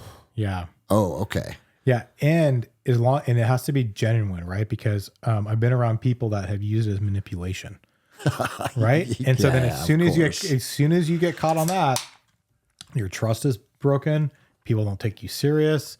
The whole deal. Well, bro, I'll tell you, and I'm not casting shade at anyone, but I got invited to do like a very big guest speaking engagement, right? Yeah. And so I've been kind of not full geeking out, but just kind of dabbling in just listening to other people, seeing their stage presence, seeing how they interact with people. And I've realized I think there's a lot of people that do this that are up there putting a show on. Oh, for sure. And it's like it's almost like a skit. Yeah. And it's like people see through a skit. Without a doubt. So, and so like, I was down at Bedros' thing the other weekend and he's like, hey, Greg, why don't you come up here and talk to these guys about some of your experience and your perspectives on what we're talking about. And I walked up there and the first thing that I wanted to kind of like get off my chest and let them know, it's like, hey guys, listen, this is my background. This is my experience. I think I bring value to the conversation. However, one of you guys was asking questions about your wife and how to like help your relationship a little bit. And if you take a snapshot of the last 12 months of my marriage, you might not want to take advice from me because it's been a roller coaster, right? But at the same time, it's experience. Yep. And I'm happy to share my experience. But you know what's as important as me sharing my experience with you guys is you guys communicating your experience back with me. Yeah. Because everyone in the room has value to share. Yep. And bro, it's like the synergy just erupted. Yeah, that's awesome. And I've had guys write me since, and they're like, "Man, your authenticity and the way you talk to us," and it's like, okay, that's applicable everywhere, dude. Yep. It's applicable everywhere. Well, I think the really cool thing from the industry that I work in is it used to be really buttoned up. So you always had to wear you had conferences that like slacks and sports coats, and a lot of companies would force ties and stuff, right? That's changed now. Like I go to these conferences and I see lots of people in jeans and a polo t-shirt and stuff that are like leaders of these companies because that's their culture at the company they work for, right? So they might have a manufacturing company in Iowa and they could be a VP at that company or a president, and their dress code is, collared shirt and jeans. Mm-hmm. But then you go to a company at Cleveland and it's like slacks, tie, sports coat. How they show up at the conference is typically like who they are because of the culture they work in. And so I'll do some speaking, like industry speaking events. If I had to go to that industry speaking event and put on a suit, like that's not me. Yeah. Like not me. Like I'm going to be in jeans and a collared shirt. And as soon as I would put on like a suit, people would know like, oh, this guy's full of crap. Because they can just sense it's not your vibe. They're not my vibe. Yeah. Yeah. Right. And they've probably been on meetings with them on Zoom meetings, like different stuff and like whatever, or they've know whatever the case is. And I think that's really important because it's really important that the industry has changed this way, because I think it used to be that everybody in the industrial sector all had to kind of dress up for these things. Now they're letting people, they're still going to say, hey, this is the dress code. Bro, it's almost like a costume party. It's almost like a costume party. Because what are you wearing in the factories? What are you wearing in the fields? 100%. Like, so this is who we are. We service fucking Machines. big machines. Yeah. But now we have to fucking pretend that we're all fucking like... Yeah. It's like I'm going back to Chicago, I'm going back to Cleveland, I'm going back to corporate, and I got to be all dressed up. It's like, okay, understand that it's your house, it's your dress code. I'll do that 100%. I'll respect like your guys' culture. But when we go to a conference, let us come to the conference. And that's really changed probably in the last like 6 or 7 years. Because it used to be everything was buttoned up. And like, this is great for the younger community because a lot of younger folks don't want to dress like a banker. Well, and if you're being honest, it has nothing to do with like capabilities or product. No. It's just optics. And this is where the tech world has helped us, because you've had guys that come out that run tech companies that don't dress like that. So the people that used to run like GE and used to run like Boeing and everything, they're always dressed up all the time. Now these companies like Facebook, like ChatGPT, like whomever, Elon Musk, they don't dress that way. Yeah. They dress how they want to. Well, and it's literally like anything in life, because can you go up on that stage in board shorts and flip flops? No. No? Is that too far? Maybe. Like, I don't know, right? But it's like Rogan going to the inauguration. He was dressed up. Yeah. Right? But like in his well, podcast, it's like remember Fetterman? Yeah. Where he was just wearing like a hoodie and sweatpants in Congress all the time. And it rubbed a lot of people the wrong way. Yeah. Right? For sure. Now, I wonder if it rubbed people the wrong way because he had liberal ideology before his stroke.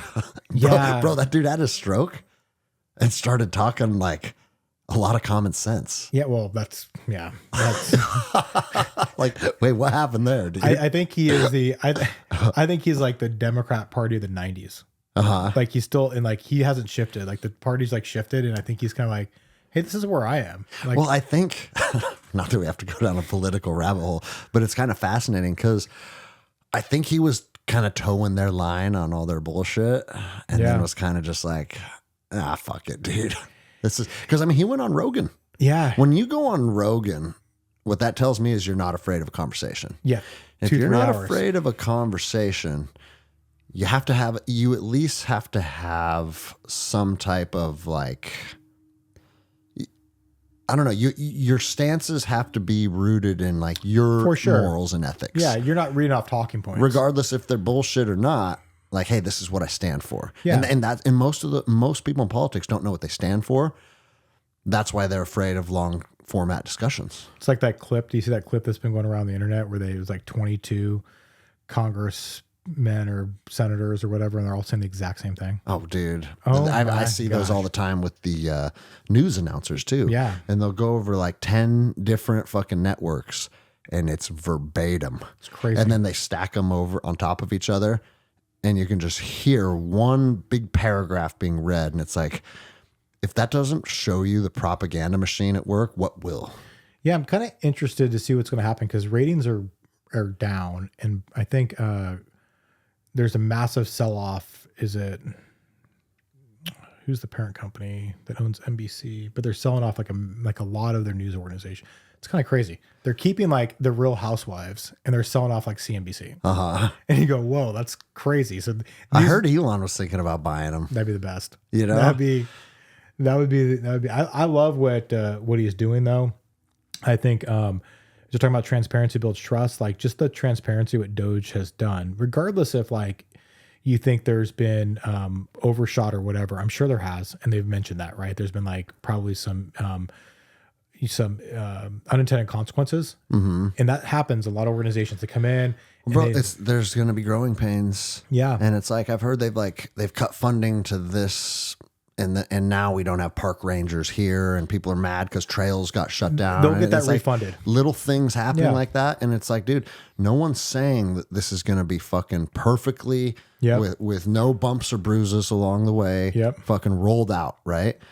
But what's fascinating to me is a lot of people seem angry, and it's because it's Trump. That's what it comes down to. It's still like, well, fuck Trump, dude. Yeah. If any other president in history did this and said, hey, let's just basically do an audit on the government and cut wasteful spending. Doesn't that sound like, I mean, how could anyone? That was Bill Clinton. I'm just saying. That's right, dude. Yeah. And it's like, how could anybody be upset when we want to look at cutting frivolous spending? Not cutting things that are important, not cutting things that are serving the American people. And bro, like the propaganda machine that we just spoke of is so out of control that I was watching a CNN clip the other day and they're like, this president's talking about giving $5,000 to every American citizen. We don't have the money for that. Do you know how big the deficit is? Where's that money going to come from? How are we going to spend that much money and just Doge hasn't produced that amount of money yet. So how is he going to justify? And it's like, hold on a second. Let's just fucking pull the tape from 1 year ago when you were okay sending $100 billion to Ukraine. 200 billion to Ukraine. They only know where 100 of it is. But as soon as we want to give some type of financial support to our own citizens, you suddenly care about the deficit. Yeah. And you suddenly say this is a bad economic plan. Also, it's crazy, dude. Also, what he's talking about is a one-time payment, right? And so when we cut this frivolous spending, like Doge is cutting the spending, that's ongoing. Yeah. So it's like, so imagine like you cut out all of your subscription services and you got rid of like Netflix and you got rid of YouTube TV and like blah, blah, blah. And whatever that savings was for that 1 month, like you pay that out. You donate it to a charity. Yeah. And then you saved all that money moving forward. So it's not perpetual forever that you're giving that $5,000. It's a one-time payment. And the long run, that money will be recouped from these programs. Without a doubt. And so I think so when we got together, we're going to talk about tariffs, right? Originally, we we're talking about, there's a lot of discussion around tariffs on stuff. And so I think when you look at tariffs, because this all comes together, you have to understand, what is our goal? And so the reason why, I voted for Trump, one of the main reasons is I really believe we have to get back to an America first policy. And that means a lot of things. That's national security. That is border security. That is the debt. That is, our manufacturing technology. That's inflation. That's interest rates. There's a lot of things that means. Mm-hmm. So if you look at tariffs, if you look at exactly what a tariff is, this is the thing that makes me so upset. Everyone always talks about a tariff. It's a tax. It's tax. Yeah, it is a tax. It's a tax on foreign goods that are coming in. 100%. Well, let me see if I can give an example. Yep. Because there's a lot of Army Rangers that listen to this show, right? Yeah. And I'm not being self-deprecating. It's just money, the economy, the stock market. That hasn't been something that I've invested a lot of time and effort into. So let's say Ford is making a car, and obviously they're not going to sell it on the U.S. market for $1,000, but let's just say they are, right? And then China comes up with a car that they can sell on the market for $500, right? Yep. And so now the American company is selling less cars because what are people inevitably going to do? They're going to find what's cheapest and most economically viable. So then as Ford starts to take a hit because these Chinese cars are coming in at a reduced price, our government says, hey, hold on a second. We're going to charge $750 per car as a tariff. So now when they go onto the market, the only way that they can recoup that money is to sell that car for $1,250. Yep. Is that kind of a basic understanding of how they work? For sure. And that's if it's a true free market economy, but it's not. Okay. Because China already puts tariffs higher than we put on their goods today. So the problem is we have already all these really bad deals everywhere that when we ship Ford to China, China charges us more taxes on that Ford coming in than we charge for Chinese goods coming into our country. So we're already at a more disadvantage, right? Because they make that good for cheaper before they ship it in, but then our Ford gets higher taxes on it when it hits China. So we're losing on both ends. We're losing on both ends. And so why are people so? I guess what I need to understand is Trump wants to put these tariffs on foreign goods. Is the initial phase going to be the bottom? The bottom of the fucking totem pole, the consumer that's at the supermarket buying it, are they going to have to pay more initially? And is that why everybody's freaking out? So theoretically, possibly. Okay. So I'll back this up a bit. So the actual tariff is a tax on foreign goods coming in, but he's using tariffs as a tool. And so if we look at, we're going to strengthen America. He made a great comment yesterday, which when China, not to pick on China, but China, they look at 100-year time horizon. Mm-hmm. In America, we look at everything quarterly. I've heard the CCP even looks out 1,000 years. 1,000 years, right? So they're like, hey, we're in the long game. In America, we look like how much profits does our country make, or our companies in our country, every quarter. He's like, listen, if we're going to rebuild America back up and start to build high-paying manufacturing technology jobs here in America, we are going to suffer a bit short term, but it's going to set us up for the future. Because if I'm a company, what an asshole, right? Crazy. And it's so funny because we all talk about that. We'll get really upset that we shipped all these manufacturing jobs out of the country. It destroyed the middle class, all this stuff. If we want to bring that back, there's going to be some short-term gain or pain. And one of the big issues is we're already a consumer country, right? We're like 70%, consumption basically. So what does that mean? Like 70% of our money outside of our housing, food, utilities goes to consuming stuff. Okay. Right. So it's pretty crazy. Yeah, it's pretty substantial. So already a massive consumption economy. So we can probably consume a little less, to be honest, right? But there's gonna be a little short term. I don't think it's gonna be lost more than like 6 months to a year, because Trump's also very astute that you can't have a deep recession, right? Well, and that's the thing, man.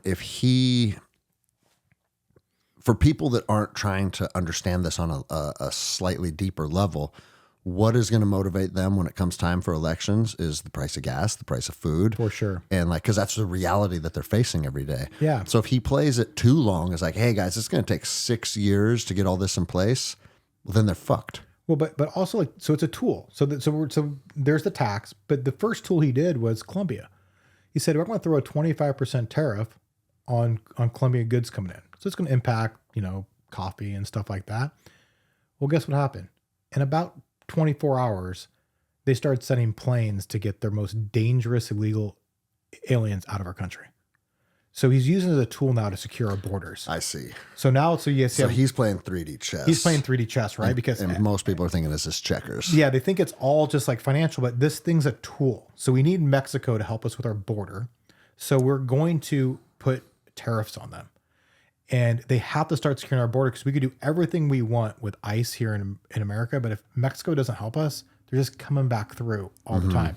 We need our border partners to help us. So he's got these tariffs coming into place. Same thing with Canada, right? So Canada, I think there's some economic policy that we're trying to get from there. I think there's also the border, like 42 pounds of fentanyl came in last year, right? What's it? 2 milligrams kills a person? Mm-hmm. Well, I don't know, but yeah, it's 2 milligrams, right? It's something deadly as fuck. Yeah. 42 pounds. Yeah. Canada can help us stop that from coming in. They can help us secure our borders. They're a partner of ours. And all we're doing is what we want to do is do reciprocal tariffs. So Canada already charges us more taxes to ship our goods to Canada than we charge to them. Yeah. But now that we want to make it an even playing field, we're the bad guys. Yeah. So we had a $136 billion deficit last month between countries we ship to and stuff we bring in. So when we have a deficit, our country now goes into debt. So we're adding to our national debt, right? Why wouldn't Trump and Elon or just like sit down and have like, hey, we're going live on the air, and it's not like how like at most times when politicians speak, it's like, oh, it's a State of the Union address, and it's just this fucking circus, right? Yeah. But there's no real value or knowledge being shared. You'd think if Elon would sit down and just talk like this and be like, hey, tonight on fucking whatever news channel, tune in. I'm going to sit down for 2 hours. We'll take questions live on the air and just like educate people on this stuff. That's interesting, because they used to do fireside chats. Remember, like during the radios, like back in like the 40s, 50s, 60s, they used to do that President's fireside chats. So that'd be really interesting. Because I think a lot of people are they consume these sound bites from CNN and MSN, and now that's like, oh, fucking Elon he's trying to get richer, and that's what Doge is. It's taking the money that he's finding, and it's reallocating it back to contracts for him. Yeah. Like I've heard people say that, right? So like, just sit down and answer things. Because here's the thing, man, when you're watching people react to very specific questions, truth and lies both have a frequency that resonates with people. Yeah. And a lot of times you can tell when people are full of shit or not. Yeah. And bro, they're not full of shit on these things. No. Like Elon doesn't need. That's not why he's doing it. That's not why he's doing it. Plus, he's surrounded by very, I would say, like high integrity people, right? And so, and I know a lot of people that worked for him inside his companies, and just the culture is amazing, and everyone is really bought into the mission they're doing. You don't do that, like regardless if he's not the brain behind the rocket. Mm-hmm. He knows enough, and he can deep dive enough into the rocket technology, but he can drive the vision and the mission. Oh, bro, just yesterday. No, it wasn't yesterday. It was this morning, because it was during my fucking 3 hours of insomnia. I was reading this fucking comment section on one of his rockets that blew up, and it's nothing but people talking shit. Dude, they're going to do 10 more of those because they're trying to perfect it. Well, bro, and it's like, and someone said, one of the comments was, it took Thomas Edison 2,744 times before he got the light bulb to work. Yeah. Yeah. Dude, I was like, why, like, people want to hate him right now because it's trendy to do so. I was in Texas. This is right before we started Elevate. And we built these we built these things that carried the rockets from California to Texas to Florida. And so they build them in California, they test them in Texas, they launch in Florida. But Boeing and Lockheed wouldn't sell Elon Musk an airplane to ship his rockets. So we had to build basically trailers like you would ship around wind turbines, right? Was that because of political pressures, or they don't want the they don't want the competition. Oh, okay. So instead of building one big rocket, he built a bunch of small rockets, these stages, right?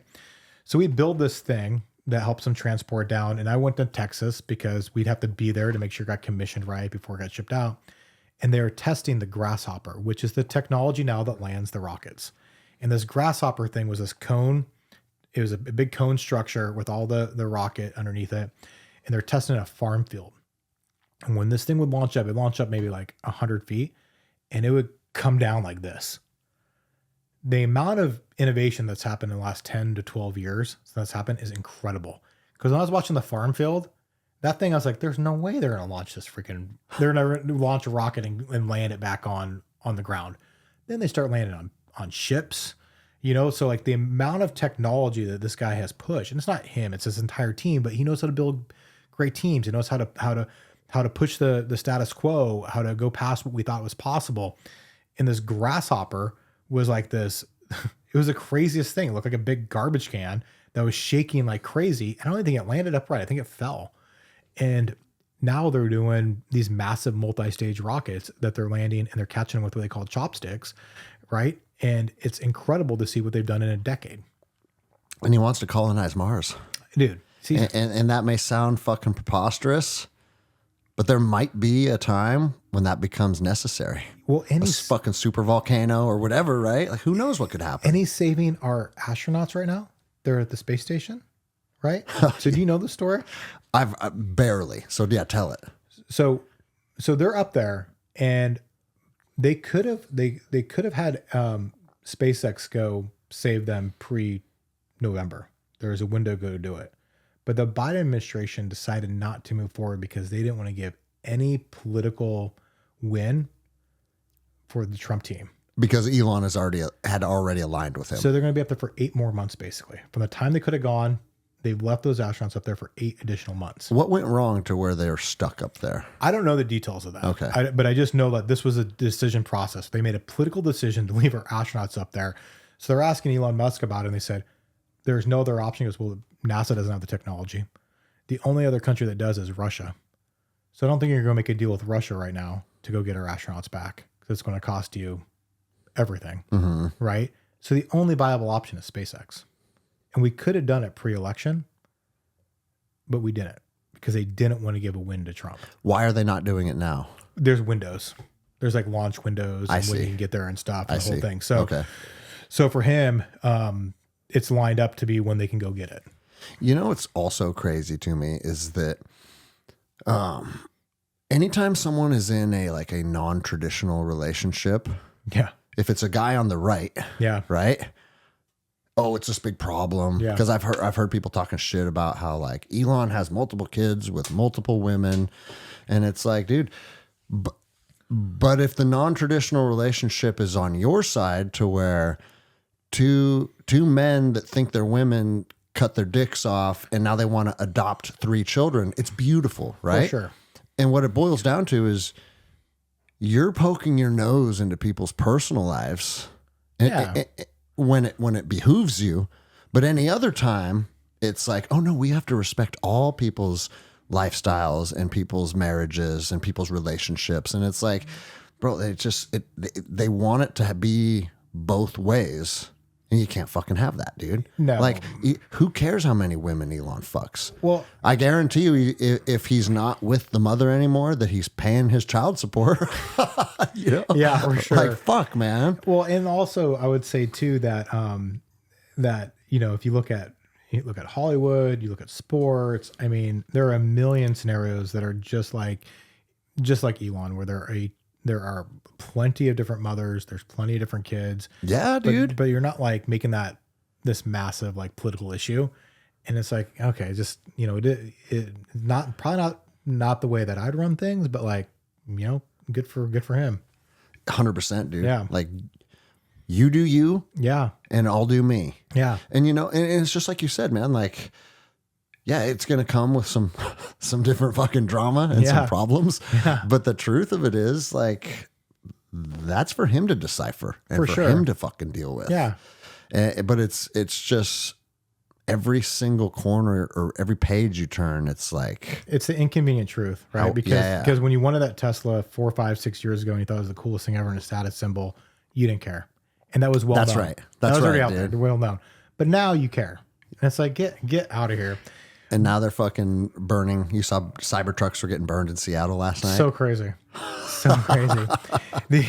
God, Seattle. So the other thing, to go to tariffs, the other thing that's really important, I think, for everyone to understand is they're not going to be so there's going to be carve outs, right? So like Trump's using it as a negotiation tool. So Apple's going to invest $500 billion in America.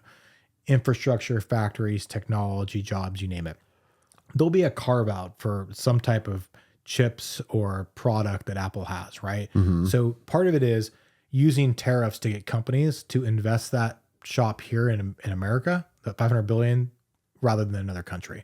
And he's working those deals in all the different industries. You're seeing in the car maker industry, Honda just announced that they're opening up, you know, factories here in America rather than in Mexico. Mm-hmm. So the tariffs now, and the thing is, once you make that infrastructure decision, that's not something you flip on and off, right? You're going to deploy that.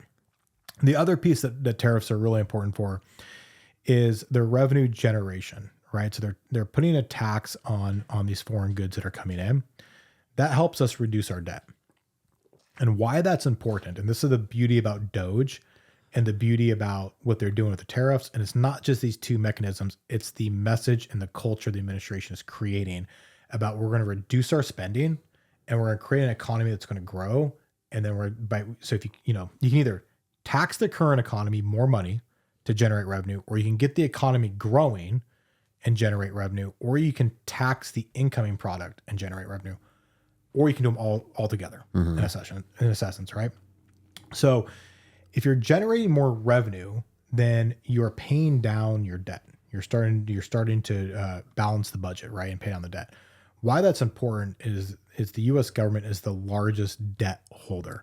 So when we have $1 trillion deficit, the way that we pay for that is with bonds. We issue these bonds, and so we are now the U.S. government is now competing with the car loan rates, the home mortgage rates, the credit card rates, because they're buying credit, they're buying bank loans with these bonds.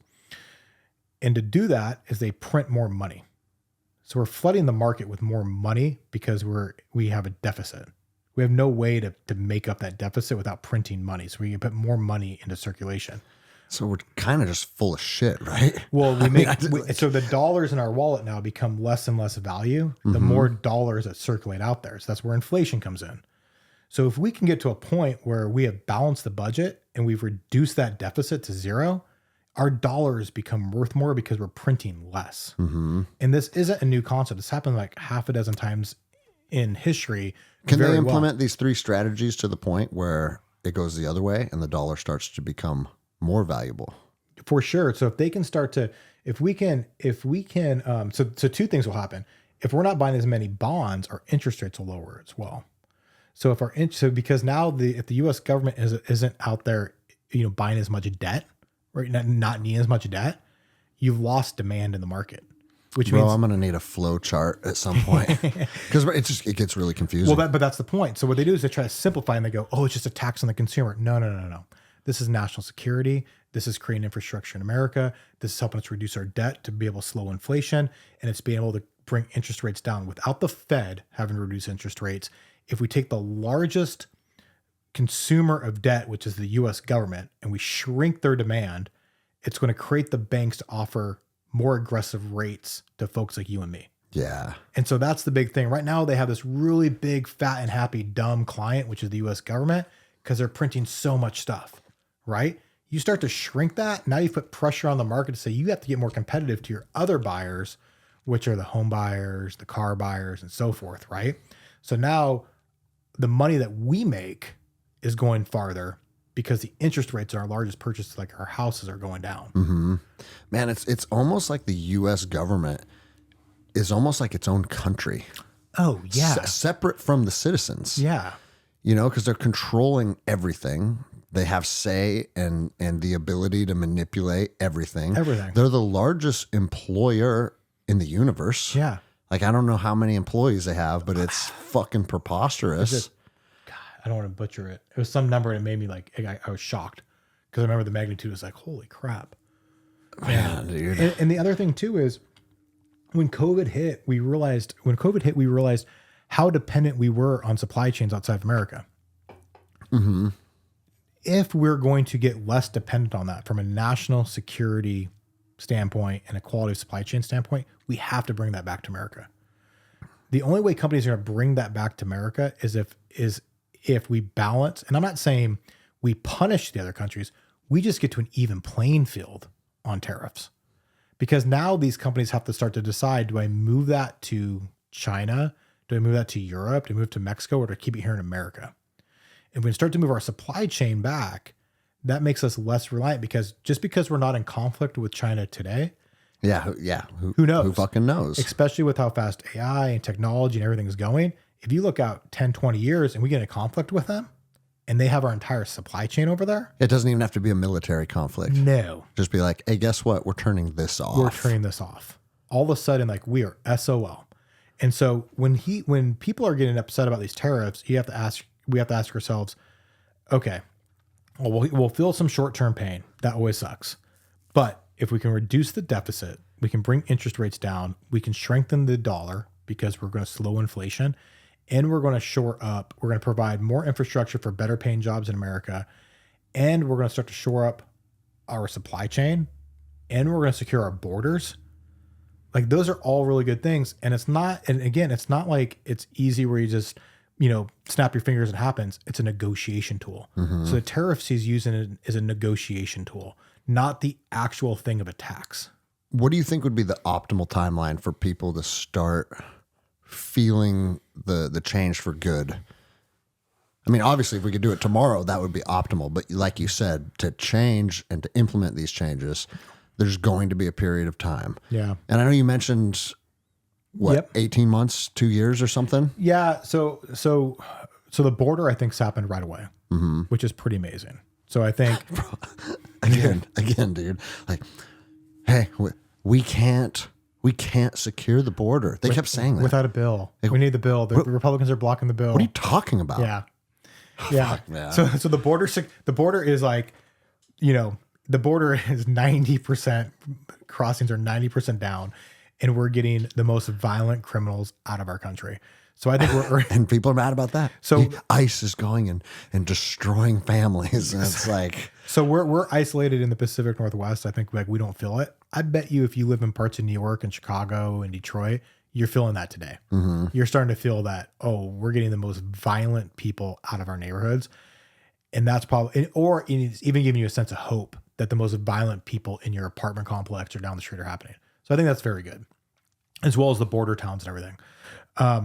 So I'm part of two different organizations. One is Vistage, which is a network of CEOs around North America, around the world, but the one I'm in is around North America. There's tens of thousands of us, and we run these surveys. And what's interesting is... Fuck, what aren't you a part of? Well, these are the two things that help coach me, right? The networking and coaching. But because I get a lot smarter people helping like guide me and process, issues and challenges and opportunities and stuff. But we run a report, a survey that is the CEO sentiment, right? It's a good, positive, everything. For the last 24 years, as the sentiment rises or falls with the CEOs of Vistage, the industrial production of the United States follows it 6 to 9 months behind it. Okay. In the last quarter, we've seen the fastest rise in the history of that report. Oh, so give it 6 to 9 months. 6 to 9 months. We're going to see some change. We're going to see some change. Bro, do you think it's possible for the change to be so prominent and so transparent that people have to fucking acknowledge it? Or do you think these networks and just people that hold these certain political ideologies are so dug in that it won't matter? I think they're going to acknowledge it by the silence. I think they're going to change it to something else. Okay. They're going to focus on something else, and that's not going to be the talking point. Because right now it's an easy way, and I think Trump and his team are doing a great job at just saying, guys, there's going to be some pain, but it's going to be a lot better long. So they're not even trying to talk around it. They're just calling it what it is. Yeah, there's anytime we do this, there's going to be some disruption, but it's better long term for us, right? That trend that you just mentioned that is going on a massive upward trajectory, when did that start? January. Okay. Yeah, the numbers come out in So January. we're 3 months in then. Yep. So we might have as little as 3 months then if statistically that methodology of looking into that information is accurate. Well, and it matches up with the NFPA survey, which is all around fluid power and manufacturing and industrial. The fourth quarter of this year is when they're really starting to see we consider ourselves in a recession in the fluid power industry, not in an economy recession, just in heavy machinery. We've seen us picking up, and we don't see an end in sight for the next 2 years. We see it just going up. And a lot of that's driven by the supply chain's been figured out now. Right? What stock would be a good pick? Man. So if I was going to look at like stocks that I look around there are like the Parker Hannifins of the world, because Parker Hannifin builds the things that go into things. Parker Hannifin's a $20 billion company that builds like pumps, motors, valves. They don't build the machine. They build the stuff that goes in the machine. They touch all different industries. That would be a great stock. I think like the John Deeres and the Caterpillars are probably really good stocks. They're going to benefit because agriculture in America is really going to benefit because they're going to ship a lot of product out of the country, right? Not just in the country, but out of the country.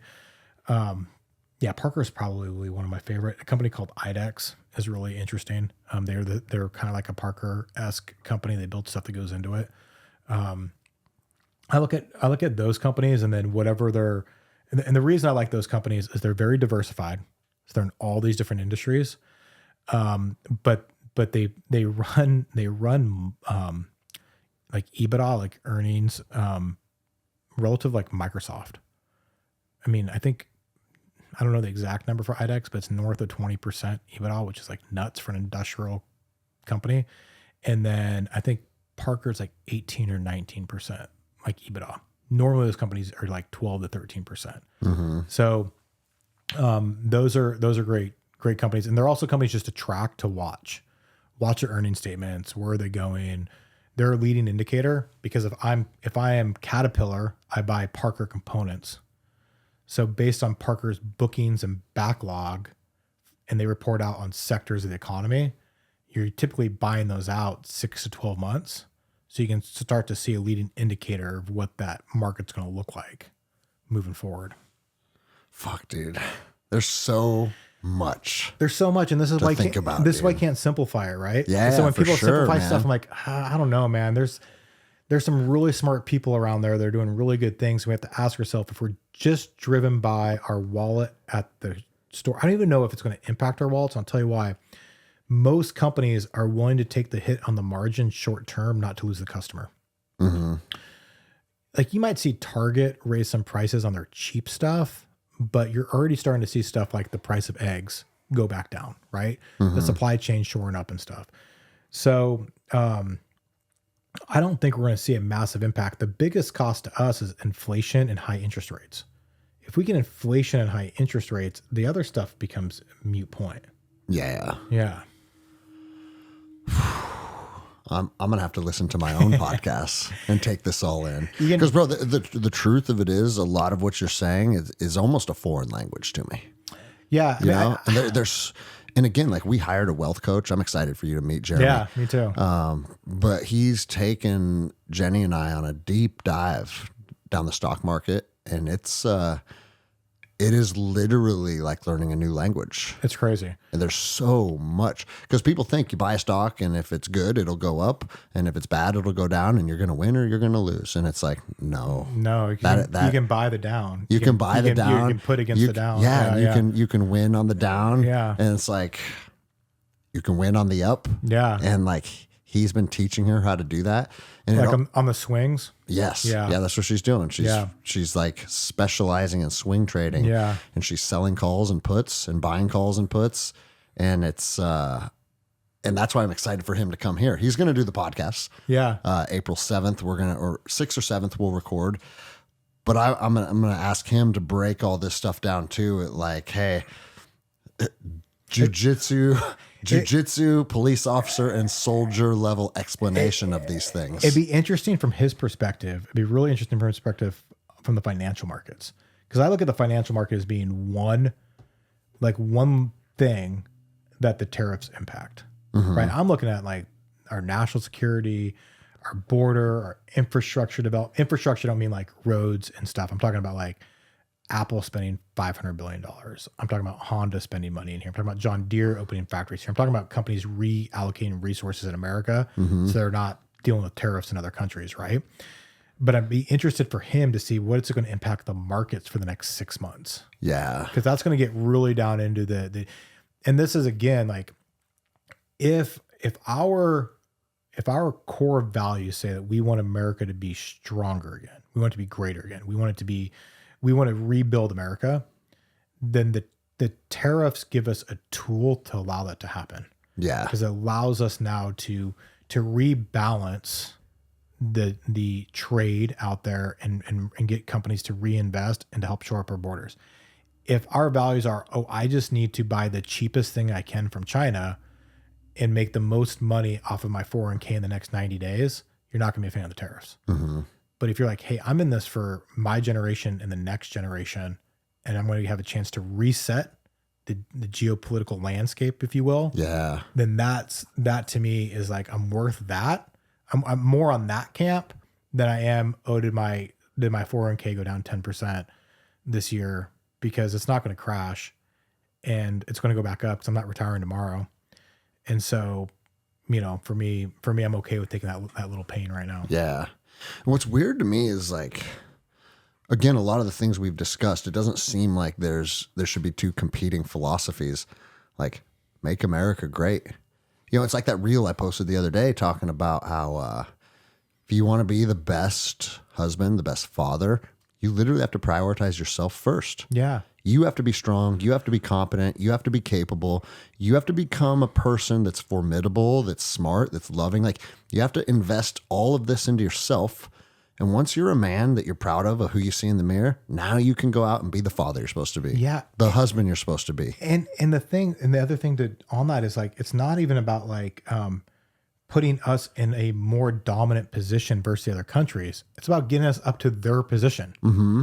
Like, they're taxing us way more than we're taxing them. Yeah. But the thing is, it's like, if you want to prioritize other people's needs above our own, it's actually going to be detrimental to them in the long run too. For sure. Because if we're strong and capable, and bro, everyone thinks like, oh, if you're on the right, you're a hateful person, you're a racist person. There's not a conservative I know that doesn't believe in like humanitarian efforts, helping people out, disaster relief, like whatever the case may be. If we're in a position to fucking help people out, by all means, you're not going to find one person that's like, no, fuck those people. Let them starve to death. But we're not going to be able to facilitate help to the world if we continuously do it at our own detriment. 100%. And again, at the IRS, there is a box when you fill out your taxes if you want to donate more money to them. So all I'm saying is like, if you really believe that your capital, put your money where your mouth is, for sure, and so donate. If you think the government is the best distributor of capital to go help these people, go for it. Go for it, dude. But like, my money is better to go to my own organizations I want to donate to. That's what I believe. But if you don't, you're a radical, dude. Yeah, feel free to put more money to the IRS. They will let you donate more money to them. Do you think there's any reality to the abolishment of the IRS? No, I don't think so. You think they're just throwing that around for political clout? I think because that's exciting. Fuck the IRS. I think there's a way to greatly reduce it. I think if we can get enough external revenue coming in, the external revenue service, we could go to a flat tax, right? We could do like a 9% consumption tax or 9% tax or something, right? But the rich are supposed to pay their fair share. Yeah, 9%, right? Yeah. Yeah. So You're like, I'm not even going to bite on that one. Bro. So, no, well, I'll tell you what's kind of eye opening to me. So during the Romney Obama 2012 election, their tax returns came out, and Romney's was like 12 or 14% income tax. Like, what the F? And Obama's was like 27% or 25% or whatever the number was. And you're like, oh my gosh, that's so like lopsided, right? But then Obama donated like 4% of his income to charity, and Romney donated like 18%. So they both gave away about 30% of their income between taxes and charity. So I think we've all kind of agreed what a number is on which way you go. They just had different ways of getting there. Different people taking their money. One was going to charity, one was going to the government. So I think there's probably a number in there that makes sense, but how you satisfy that number, if it's from external revenue services or internal revenue services, and with the wealthy, I have no, like, I don't even care about a graduated, income tax. Like, that's fine with me. You make more money, you can spend more, you can tax more of my paycheck. But I think there's too many people that don't pay any taxes. And I think at some level, I mean, I understand the people that are in a bucket that they're really struggling, right? Those are the safety nets. Those are, the single parents with 3-4 kids, like 100%, right? Don't tax them. I get it. Like that is the charity aspect. But there are a lot of other people that don't pay nearly as much as they should. And then on the flip side of it is there's a lot of there's a lot of tax code loopholes out there that we can get rid of that I think would generate money, like the high frequency trading, not like what Jenny's doing. Jenny's doing swing trading, swing trading. But there are high frequencies, which are basically like big servers with these crazy software algorithms that are trading, fractions of pennies. Yeah. And you've heard like Bernie Sanders talk about, like, if we just taxed each one of those high frequency, I could actually get behind that. I'd be like, oh, there's no one, that's AI. That's like algorithms making fractions of pennies on trades 1 million times an hour. And if you're going to tax that on that, that's not you investing your money in Parker Hannifin, holding it for 3 years and having to pay income tax on it. Yeah. That's not really wealth generating there, right? Well, bro, and again, I might be fucking speaking above my pay grade, but like when you invest in the stock market, you are taking an inherent risk. For sure. And if I come out on top and I win, I have to pay up. Do you pay me if I lose? No. So why the fuck do you get to take a win of my inherent risk when you're not riding with me when I lose? For sure. But you're only riding with me when I win? Since when how the fuck does that work? It happens all the time. It's criminal. So they want to change this, and I would physically move out of the state. This happens, but they want to put a capital gains tax on the state of Washington.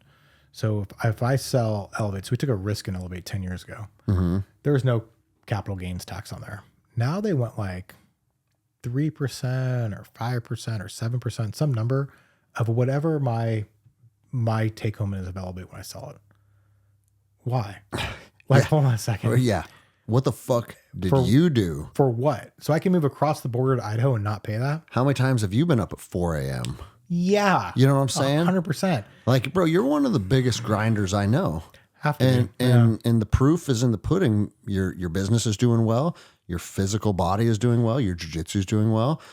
And people want to attach themselves, not people, the government wants to attach itself to you because you're a producer. It's crazy. And it's like, it's taken you 10 years to build your business to something where you literally said earlier in the show, this is the first time in this journey when you are seeing a possible sell-off in the future. Yeah. And it's like, so that puts you at 12, 15 years of building this thing that now you get to recoup on, and they get 3% of it. And we've built, you. And we have 25 people that work for the company that all are 6-figure plus paychecks. We'll do another 15 to 25 people in the next 2 years. Like, we're creating good jobs, right? Like, really good jobs. Well, that's another thing that I think people, a talking point that they just seem to arbitrarily leave out. It's like, oh, these billionaires this, these billionaires that. How many people are working for these billionaires and have their mortgages and their car payments and their children's tuition and their health insurance all tied into these evil billionaires. It's crazy. So on the call, so I was out in the parking lot before I came in here. I was talking to a partner of ours, a client, and we were talking about growing inside their organization, like working with other groups of theirs. And we don't have to, right? We could just keep the team the size it is, and we could just, more money to the company and like whatever. Next week, I'm meeting with our team and my partner's flying up, and we're going to be talking about what staff do we need to start hiring, basically on the engineering side, to plan for the growth that we want to go after. Mm-hmm. If you just so instead of that money going back into the company and just going back to the owners of the company, you're going to take that and say, oh, we're actually going to create now, 5 or 6 other jobs, not from business we've already won, because those companies aren't going to work with you unless you have the staff to go do it. We're going to hire on them. They're going to be 6-figure plus jobs, and to take a risk to win business. Now it's a calculated risk at this stage in our company, but still that's a lot of money. Yeah. And people don't get that because it doesn't pay off for, 2, 3, 4, 5, maybe 10 years down the road. It's so funny. Like me being a brand new entrepreneur, I've been in the entrepreneur journey. I mean, I opened this gym 10 years ago, but I didn't consider it like a viable business until the last couple of years. Yeah. And I've seen that start to occur on like a micro level where you're already experiencing it on a macro level where it's like, okay, the gym is bringing in hundreds of thousands of dollars a year now, which is pretty rad. It's right? awesome. Yeah. But you know what we did? We took a big chunk of that money and we built a second facility. For sure. That second facility cost me $400,000. Yeah. Right. So people think like, oh, if you're doing well, you're just like, you're getting rich all of a sudden. It's like, no, I'm reinvesting. And we're already looking like, how am I going to expand this mat room, right? Yep. I want to turn this into a second bathroom and a laundry room. Like, and that might seem like, oh, dude, that's not a big plan. It is when you have a small business and every dollar that you make is accounted for. And what are we going to do with this? Yep. Right. And what I've seen is, bro, as soon as the county sees that we're doing, for the first time in 10 years, we're doing good. For sure. Now they're here knocking on my door saying, hey, you're too big. You need to have this permit. You need to have that permit. You need to do this. I mean, you see what's going on out there right now. We're having city water brought in. Crazy. Because the size of your operation's at, you can't be on a well anymore. Like, what?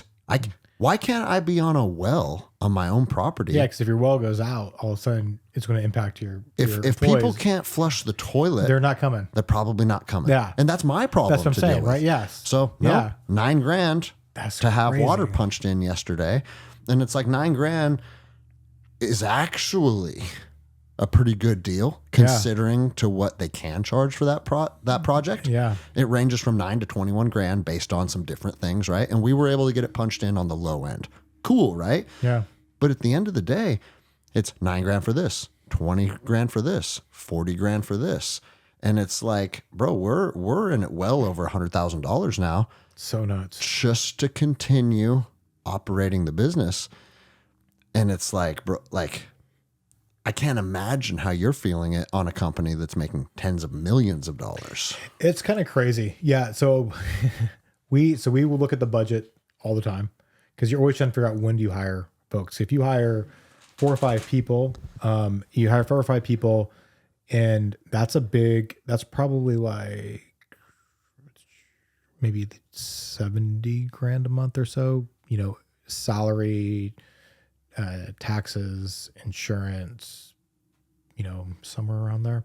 But so you have to, and then they're probably not productive for 90 days, right? Even in software. Mm-hmm. And you're probably not winning that business for 90 to 180 days. If you win that business, great. That if you win the contract, it's not giving you money probably for 6 months to a year. And the money they give you is just to cover your engineering project to get them to production. So you don't even get the software licensing for another 18 to 24 months, which is where we make our money. So you are taking a risk. Now we feel pretty good about this, but it's still one of the conversations I had heading in here was our partner was like, hey, I think that I want to give a big vote of confidence to you to this other department, but let's look at your guys' hiring plan because I think it will overwhelm you if you guys don't have this put in place. Mm-hmm. So it's like, which is what we already we already knew that. So we're getting together, but just because they give us the vote of confidence doesn't mean we win that business. Yeah. They can decide that's not in their budget. They're not going to do it this year. They can do it next year. So you have to worry about what they randomly draw as a conclusion.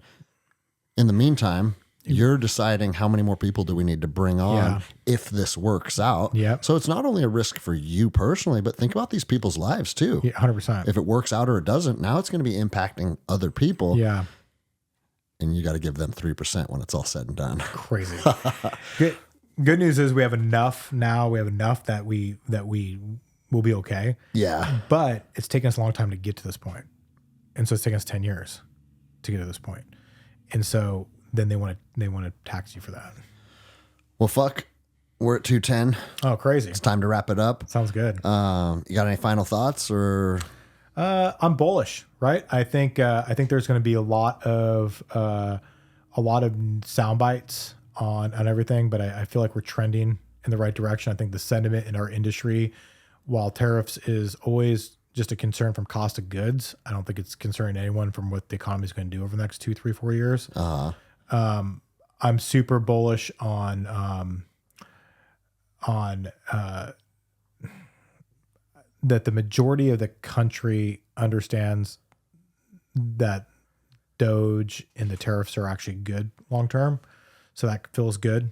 And then I'm excited for Jiu Jitsu. Like I said, I've always been excited, but like super inspired after yesterday's seminar. Like it's got me like really excited about developing a guard game eventually.